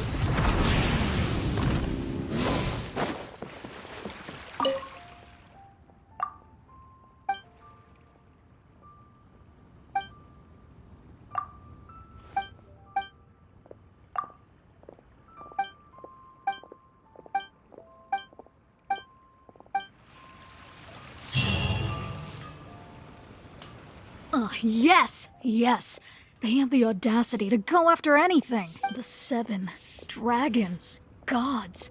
No ancient artifact that relates can escape their greedy ambitions. Still, this time is different. Who do they think they are, going after the Abyss Order's treasures? Oh, Traveler, it's you. Huh? Ganyu, what are you doing here with Lan? Do you have a commission you need to post? Hello. We were just discussing the treasure hoarders. Yes. We were just saying how even the audacious treasure hoarders should know better than to mess with the Abyss. It's just too evil. But we recently received intel from the Ministry of Civil Affairs that 2 big-time treasure hoarders in Liyue and Mondstadt are planning some big joint operation. 2 big-time treasure hoarders? Yes. They're known as Big Sis of the South and Raptor of the North. Oh, Raptor! Paimon remembers he tried to run away from Amber in Mondstadt. But who is Big Sis of the South? You already know something then. I guess you must have crossed paths with the treasure hoarders many times before. You are correct. She's the head of the treasure hoarders in Liyue. As I understand it, the treasure hoarders all call her boss. Some say that the god of thieves even bestowed a gift upon her for her exploits, making her Big Sis of the gods. But that's probably just a wild rumor. Anyway, the treasure hoarders discovered some previously unexplored ruins that the Abyss Order has been secretly guarding in the shadows. Despite how dangerous that makes it, all the treasure hoarders can think about is what kinds of treasure could be inside. They have already devised a plan. They will send out a decoy to divert the Abyss Order's forces away from the ruins, then send an expert thief inside to steal the treasure. To this end, Big Sis and Raptor have reportedly recruited a certain Grand Thief from Fontaine. Grand Thief? That's quite an impressive sounding title. Oh, indeed. He is an extraordinary individual. The Grand Thief is highly respected in the treasure hoarders, in the same way that we adventurers look up to great adventurers. Ah, so you're familiar with the author of the Tevat Travel Guide, then? Correct. The Grand Thief is someone as renowned as her. So, despite being relative big-timers in Liyue and Mondstadt, Big Sis and Raptor had to put in a lot of work to convince a thief of his status to come and personally oversee this operation. With the major changes in Liyue recently, the Ministry of Civil Affairs and the Millelith already have their hands full. They don't have any time to investigate rumors about treasure hoarder activity, but anything related to the Abyss makes me feel like there is some unknown danger lurking beneath the surface. So I decided to come to the Adventurers Guild to post a commission. Leave it. Oh, good to see this in the hands of a reliable guild member. Well then, good luck. The guild will take care of the details.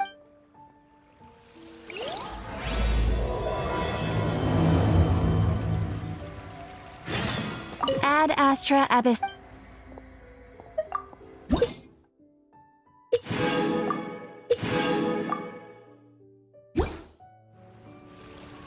Ad Astra.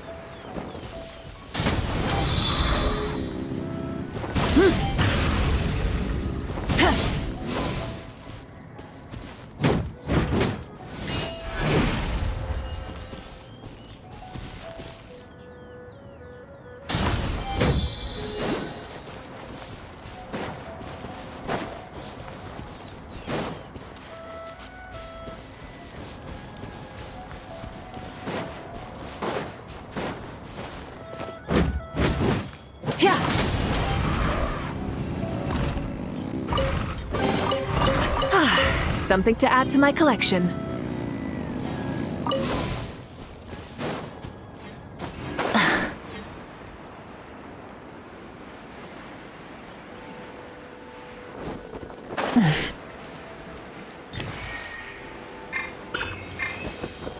Light it up!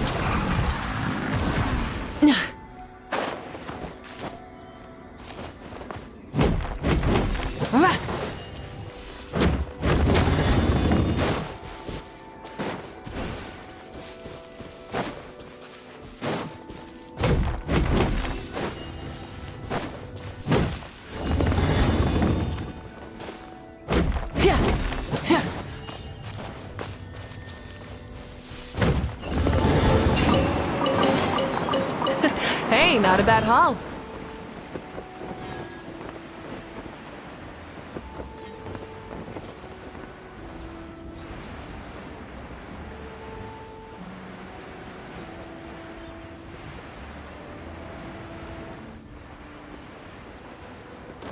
Burn it down!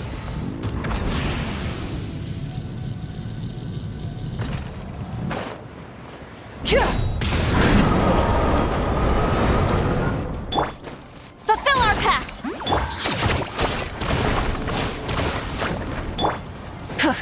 Light it up!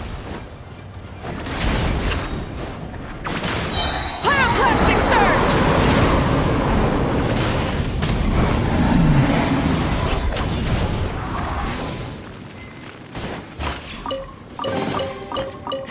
Hey, not a bad haul.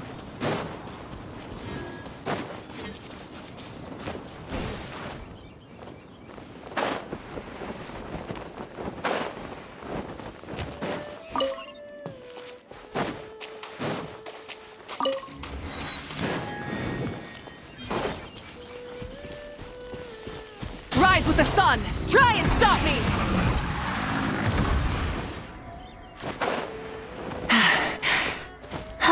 Hip.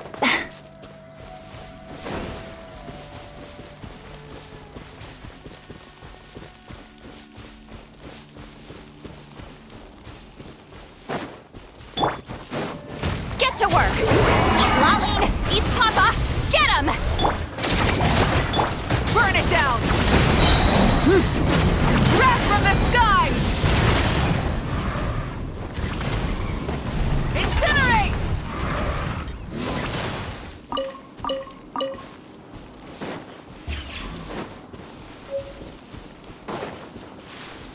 Light it up!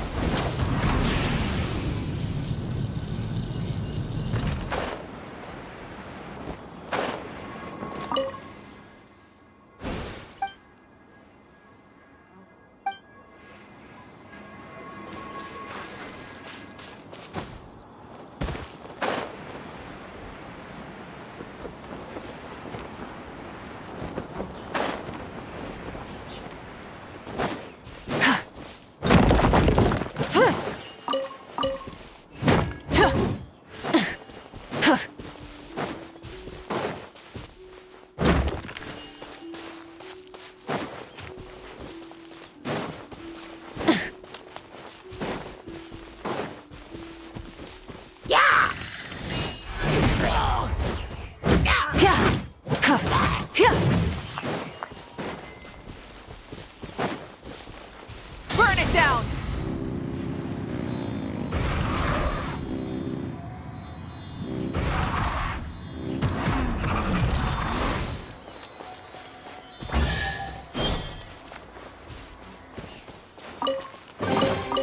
The rewards of an adventure worth remembering.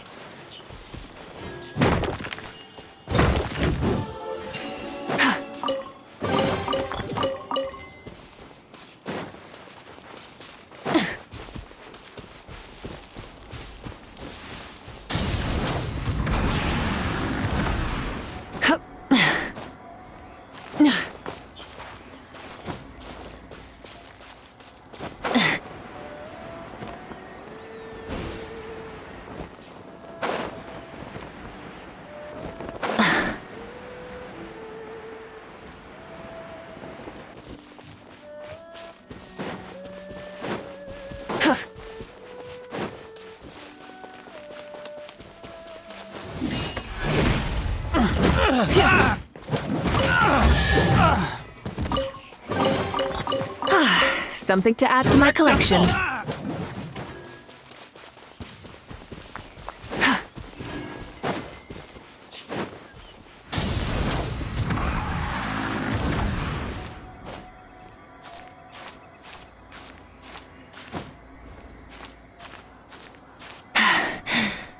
Phew. Hip.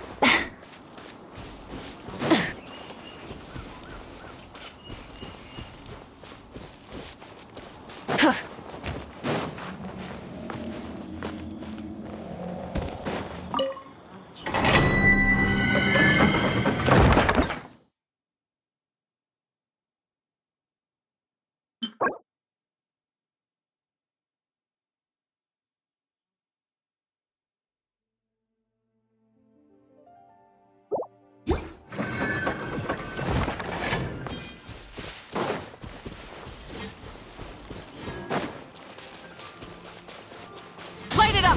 Try and stop me!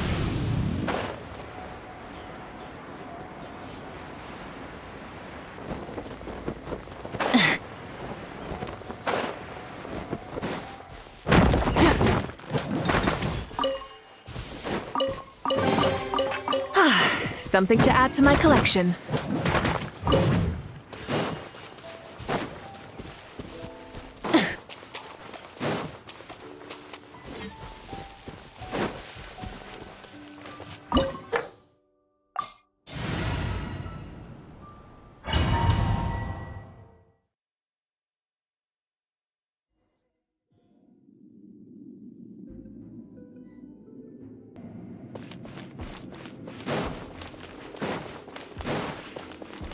There are signs of treasure hoarder activity here.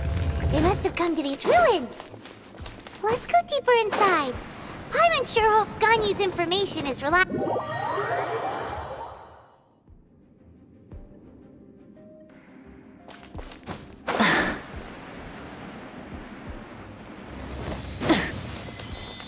There aren't many guards here. Looks like their plan to draw away the Abyss Order's forces really worked. Burn it down!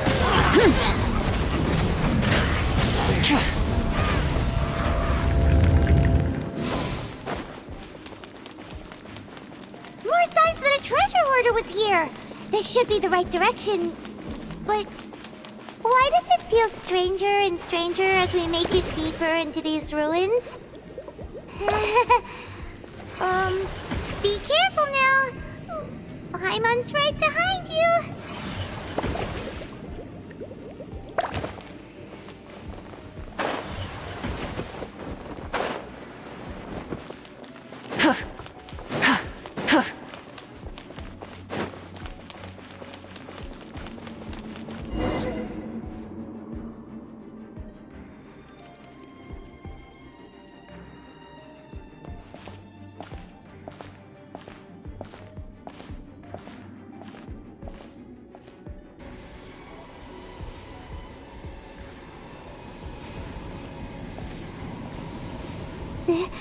This looks like a person.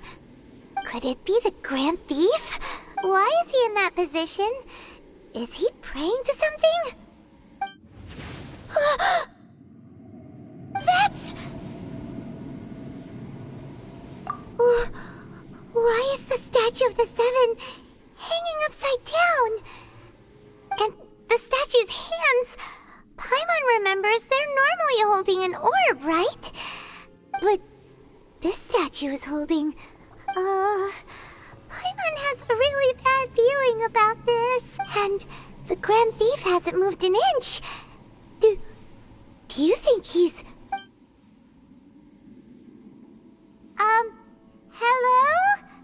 Are you okay, mister? He's dead. Paimon doesn't feel so good.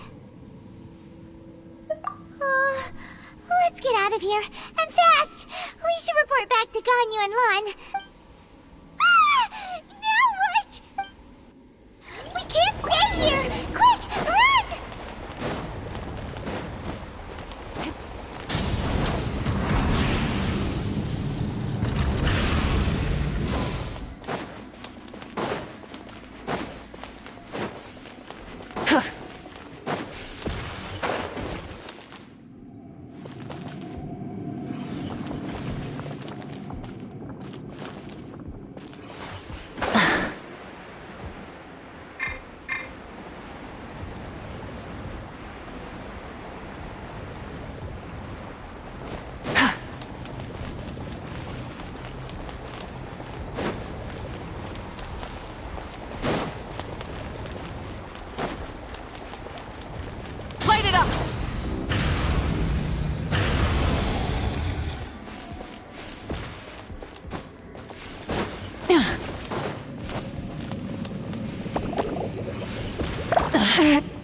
end of our legacy.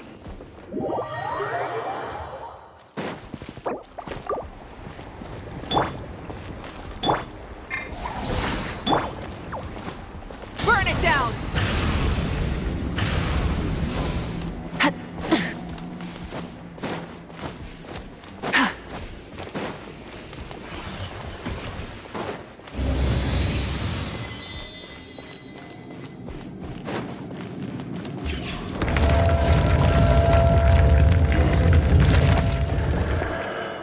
You cannot spy on the secrets of the Abyss. You have come here. You have seen our secrets. For this, you must pay the price. As a herald, I will mete out your punishment. An Abyss Herald?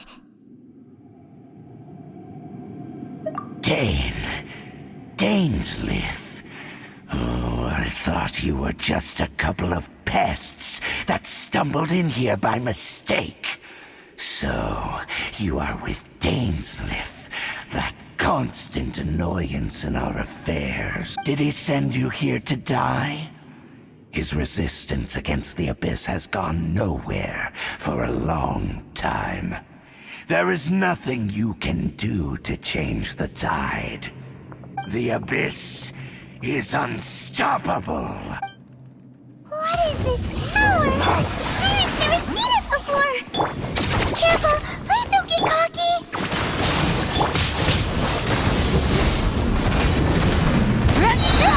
Light up the blazing sun!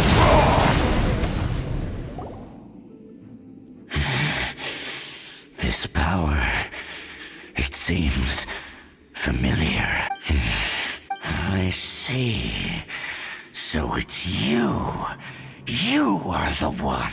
In that case, I shall stay here no longer.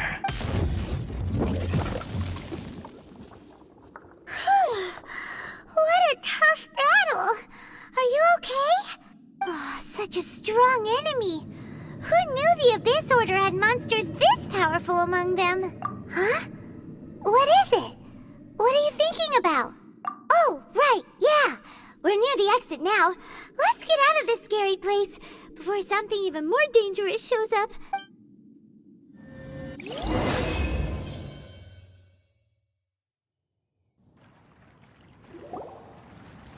So, we meet again.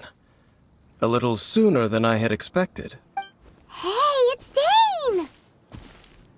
Judging by your expression, it seems you just experienced something quite strange. Could it be that you encountered an Abyss Herald in those ruins? Huh?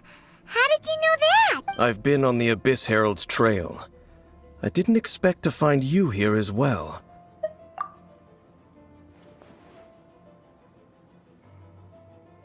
An inverted statue of the Seven, holding abyssal power in its hands. No, I have never seen such a thing during my time fighting the Abyss, though I have had my suspicions. Tell me the rest of what happened in there. So you escaped the ruin depths filled with abyssal power, and then? And then, as we got close to the exit, an Abyss Herald suddenly appeared and blocked our way! We fought a big battle with that thing. Maybe it hasn't gotten too far yet. Yes, this is a rare opportunity indeed. Come, let's catch up to it. Let's go! A rare opportunity? With Dane helping out, maybe we'll be able to solve more mysteries about the Abyss.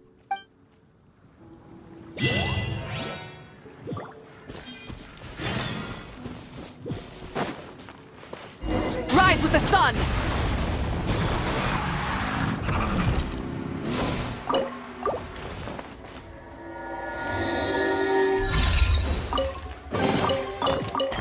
Hey, not a bad haul.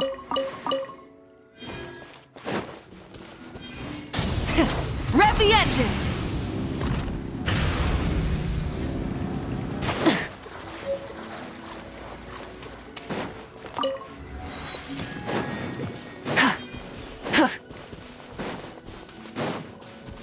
Get to work! Get down! Ha!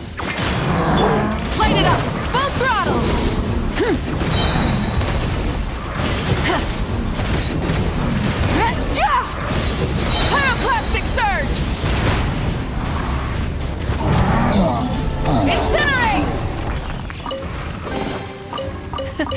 Hey, not a bad haul.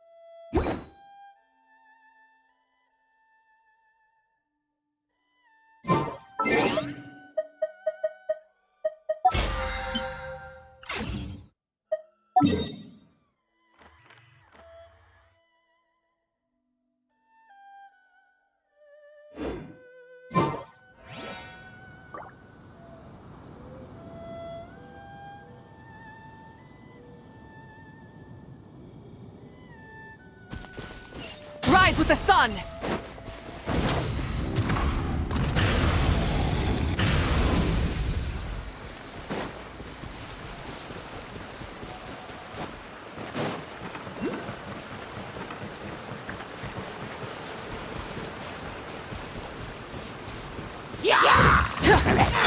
Show no mercy! Light it up!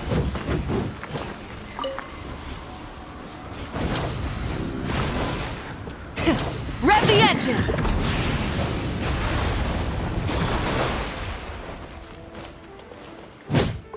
Let her rip!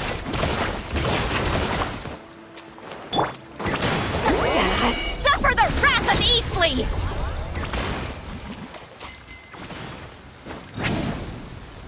Ah, a perfect day to stay home and read.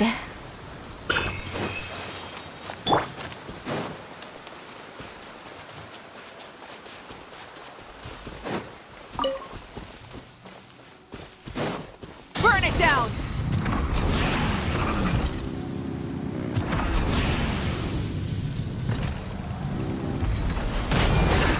Another test. Fulfill our pact! Suffocate! Light of the blazing sun! Picked the wrong test subject.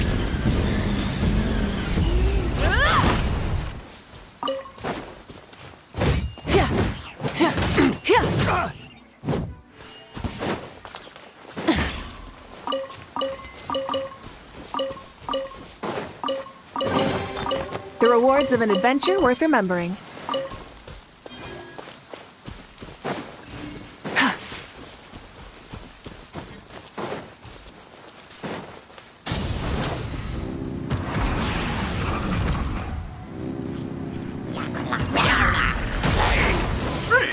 Show no mercy!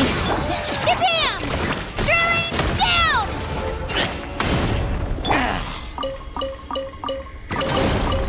The rewards of an adventure worth remembering.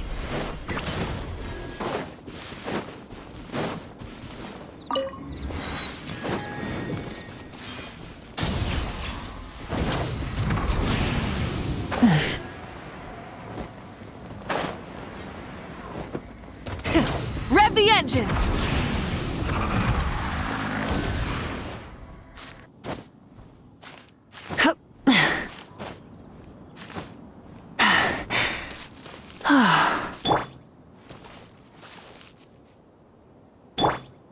Rise with the sun!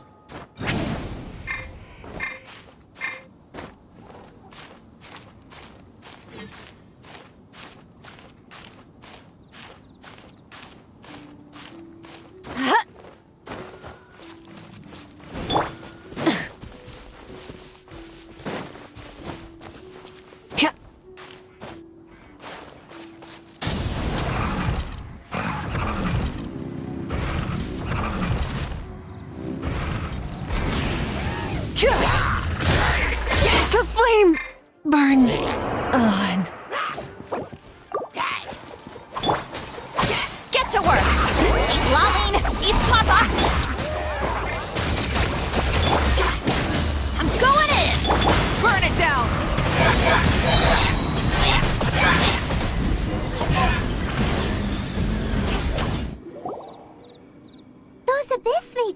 just now? Were they trying to ambush us? No. They were just digging through these abandoned ruin guards looking for something of value. Oh, is that so? The Traveler here seems to like doing that a lot too. Looking for chaos devices, chaos circuits, that kind of stuff. They wouldn't be searching for such ordinary objects. In fact, I was nearby investigating precisely because abyss mages often come out from that ruin to explore. They seem to be searching the remains of ruin guards for a certain valuable object to take back to the ruins.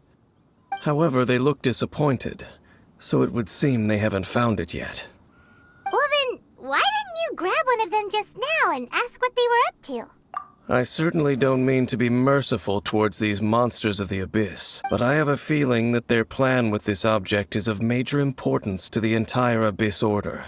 One cannot discover the truth behind it through interrogation. Or rather, these abyss mages likely fear something else, much— Paimon is getting goosebumps thinking about all this. All right, we shouldn't waste too much time here. Let's continue our search.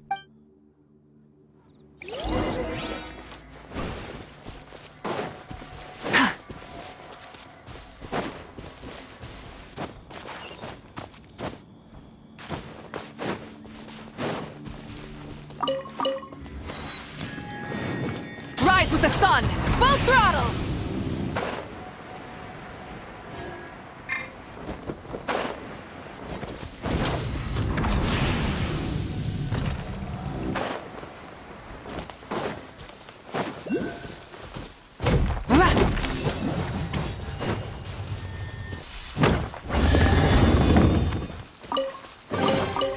The rewards of an adventure worth remembering.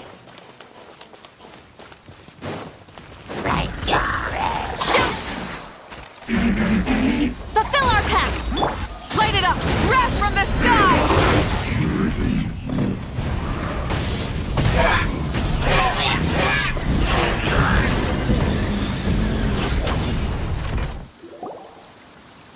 Wow!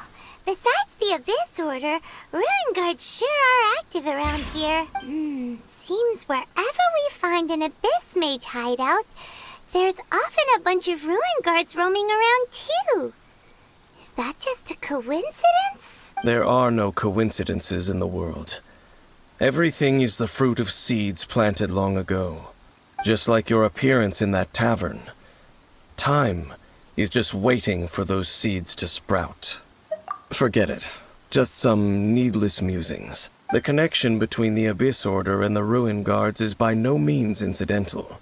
Rather, they are both branches that have grown out and up from the same roots below. Branches? Roots? Both originate from an ancient nation that was destroyed 500 years ago. Khaenri'ah. Huh? Khaenri'ah? Really? The Abyss Order and Ruin Guards are left over from after the destruction of that nation? Oh. Speaking of Khaenri'ah, that's really a super ancient name. Oh, right. As your guide, Paimon should explain a bit here. A long time ago, the nation of Khaenri'ah was... Huh? You have memories of being there. But that nation was destroyed 500 years ago. Is that so? Well, everyone has their secrets. You did not pry into mine, so I shall not pry into yours. But if you would like to tell me, I will listen. So, the Khaenri'ah you saw, what was it like?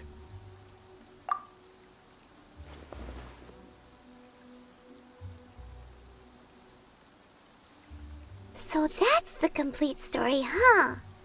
Paimon thought that you ran into that unknown god first. I see.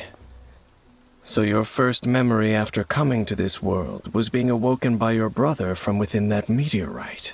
It seems your brother woke up first. But the question is, how long before you? And then your brother told you that the destruction of Khaenri'ah plunged the whole world into chaos, and that you two should leave this world called Tevat? The destruction of Khaenri'ah? He said that? That destruction you witnessed, that's history from 500 years ago. It seems the first time you awoke in this world was indeed during that period. Huh. So your brother must have understood this world better than you did, because he woke up first. And it was shortly after that that you encountered an unknown god who blocked your path, so you couldn't escape. Oh, Paimon knows this part really well. I understand. When you awoke at that time and hurriedly tried to leave for another world, you didn't know anything about Khaenri'ah. But now, since you have come to gain some understanding of Teyvat, you are able to guess that the war you witnessed all those years ago must be the war that ended Khaenri'ah. Am I right? Ah, if that's the case, you must have been flipping through all sorts of books during our adventure these past few months. Before going to Mondstadt, you had just looked at some vague materials. Later, we managed to gather a whole bunch of old books from all around Mondstadt and Liyue, but you told Paimon they were useless. So, the whole time you were just trying to learn more about Khaenri'ah so you could find your brother? Oh, yeah. You can travel around the 7 nations to find the 7. But where can you go to find a nation that was destroyed 500 years ago? I probably know more about Khaenri'ah than both of you. Khaenri'ah was a nation without a god. Not because it had a god that died or abandoned them, but because it never had a god to begin with. It was a powerful nation, built purely by humans. An unprecedented, flourishing, and glorious civilization. It was the pride of humankind. A nation without a god? Later events unfolded just as you remember. It was all destroyed by gods. You mean that... 500 years ago, the gods descended upon the world and brought desolation to Khaenri'ah. The pride of humankind was uprooted and crushed, like a weed removed from the garden of the gods. How could that be? The history books don't say anything about that. Yes, well, continuing to discuss the past now will only dampen our spirits. Let's keep moving. I will tell you more of what you want to know as we continue our search.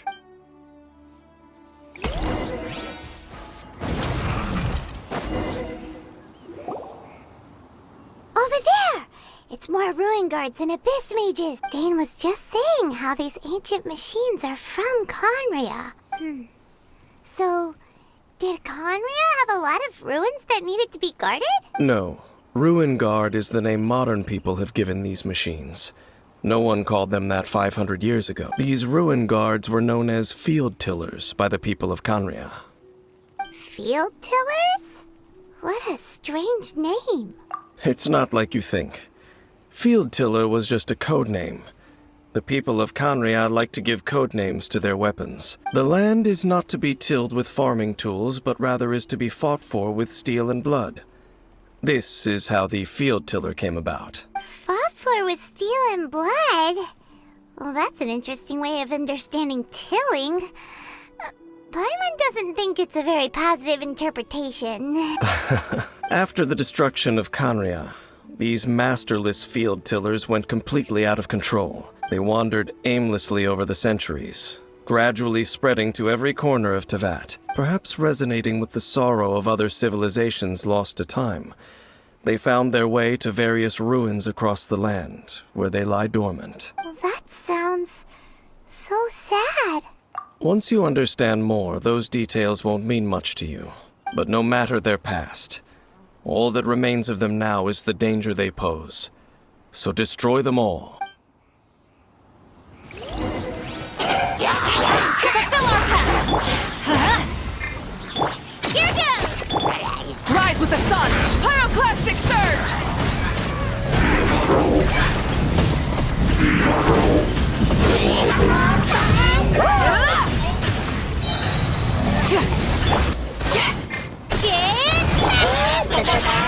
Lolline! East Papa! Get him! Gotta be strong! Light of the blazing sun!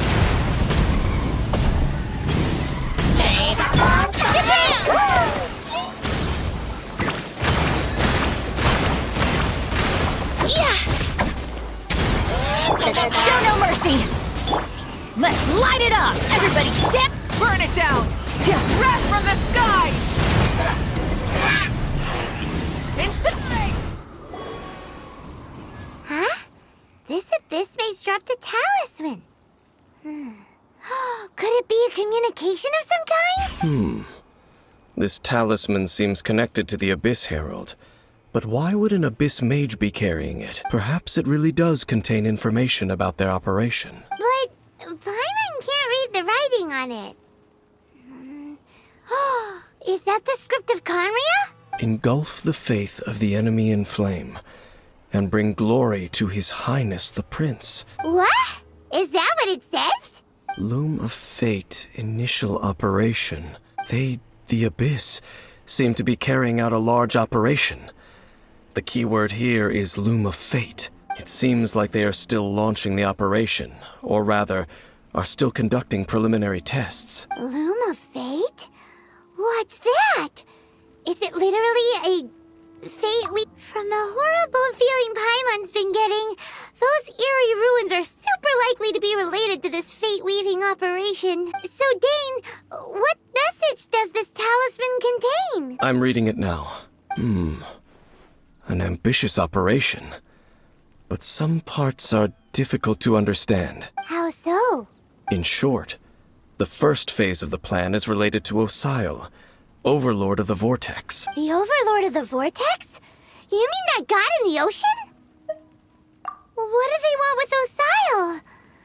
I know of your past heroics regarding Dvalin, and I also know of the Abyss Order's role in the Storm Terror incident. Though you may not have been aware of it at the time, you were thwarting an Abyss Order operation similar to this one. Last time it was Venti's old friend.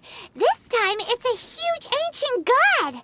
The Abyss Order keeps setting their sights higher and higher. Will the Abyss Order use their lies and dark magic to corrupt Osile, just as they did Dvalin? No. From the contents of the talisman, this operation goes one step further. They won't just corrupt Osile's mind. They also plan to use the ancient technology behind the field tillers to completely transform Osile's body. Is that even possible? So wait, the Abyss Order wants to make some sort of cybernetic squid god of mass destruction? Very few people today truly understand the civilization of Conria. Though, of course, the accuracy of that understanding itself is difficult to judge. Only the Abyss Order has consistently sought out the remnants of Conria. Despite being far from human, they seek out this lost human civilization quite persistently. The talisman's message states that they will use the defiled statue as a base, attaching Osile's limbs to construct a mechanized god, and the new core that shall replace the orb usually held by the Statue of the Seven is the eye of the very first field tiller. The eye of the very first field tiller? Oh, Paimon gets it! All those Abyss mages are looking for the special eye, right? It would seem so. This whole thing keeps getting more complicated. But basically, it all has to do with that eerie Statue of the Seven we saw, right? Yes. According to the talisman, the eye should be placed in the hands of the defiled statue, thereby imbuing the newly born god with the power to topple the divine thrones of Celestia. Oh boy, the Abyss Order sure isn't holding back with this plan. Since no one knows where the first field tiller is, how about we take the information about the statue as the starting point for our investigation? Yeah, that tone-deaf bard is too difficult to track down anyway. Let's go to the cathedral first and ask around. Maybe we'll learn something. The cathedral. Huh? What's the matter, Dane? Nothing. Let's get moving.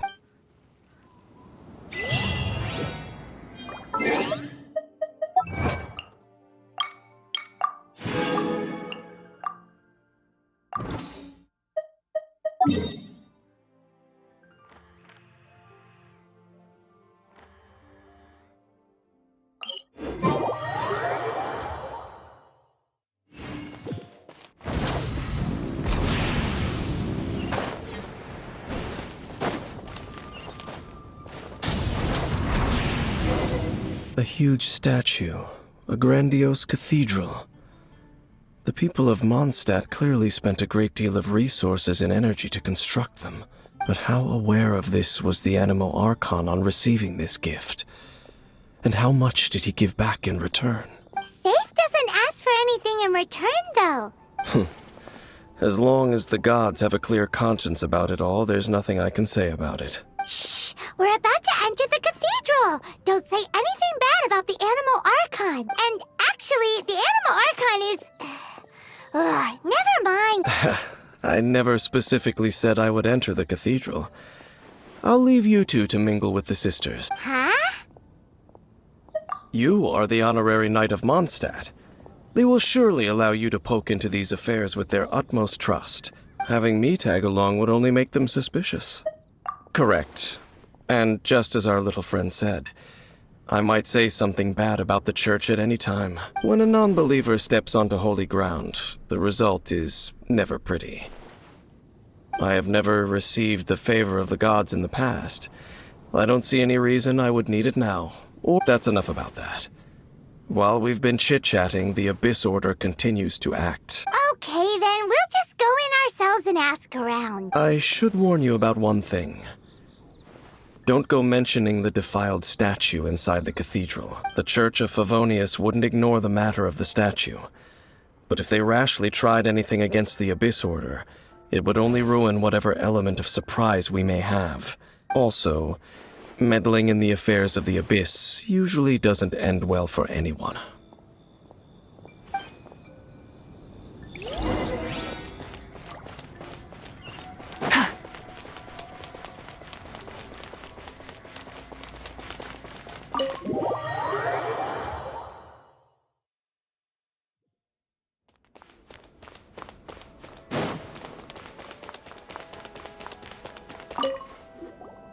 Honorary Knight! Hi, how have you been? Do you need anything today? But I should first make it clear that if you need to borrow the Holy Lyre to Hermel again, we cannot oblige. It seems she hasn't realized it's just an illusion. Oh, we're here to ask some questions about something. Barbara, have you heard about the first field tiller? What's that? Field tiller. What does it do? Of course you wouldn't know anything about that. Okay, next question. Has the church ever lost a statue of the Seven? Huh? You're here to ask about that old story? Well, I didn't expect that. That was such a long time ago, barely anyone mentions it nowadays. A long time ago, there was indeed one statue of the Seven that disappeared one night without a trace. Nearly every member of the church joined the search for it, but it was never found. In the church's records, as you might assume, this incident has been called the Lost Statue of the Seven. Of course. Nothing? So do you have any other clues? Paimon means any other strange story? Sorry, Barbara, but we can't tell you about the statue we saw just yet. Like Dane said outside, it's for— Other strange stories? I'm not sure. Let me think about what other unusual incidents are in the church's records. Oh, the Tyrant's Final Fury? No, that's from another time. Probably unrelated.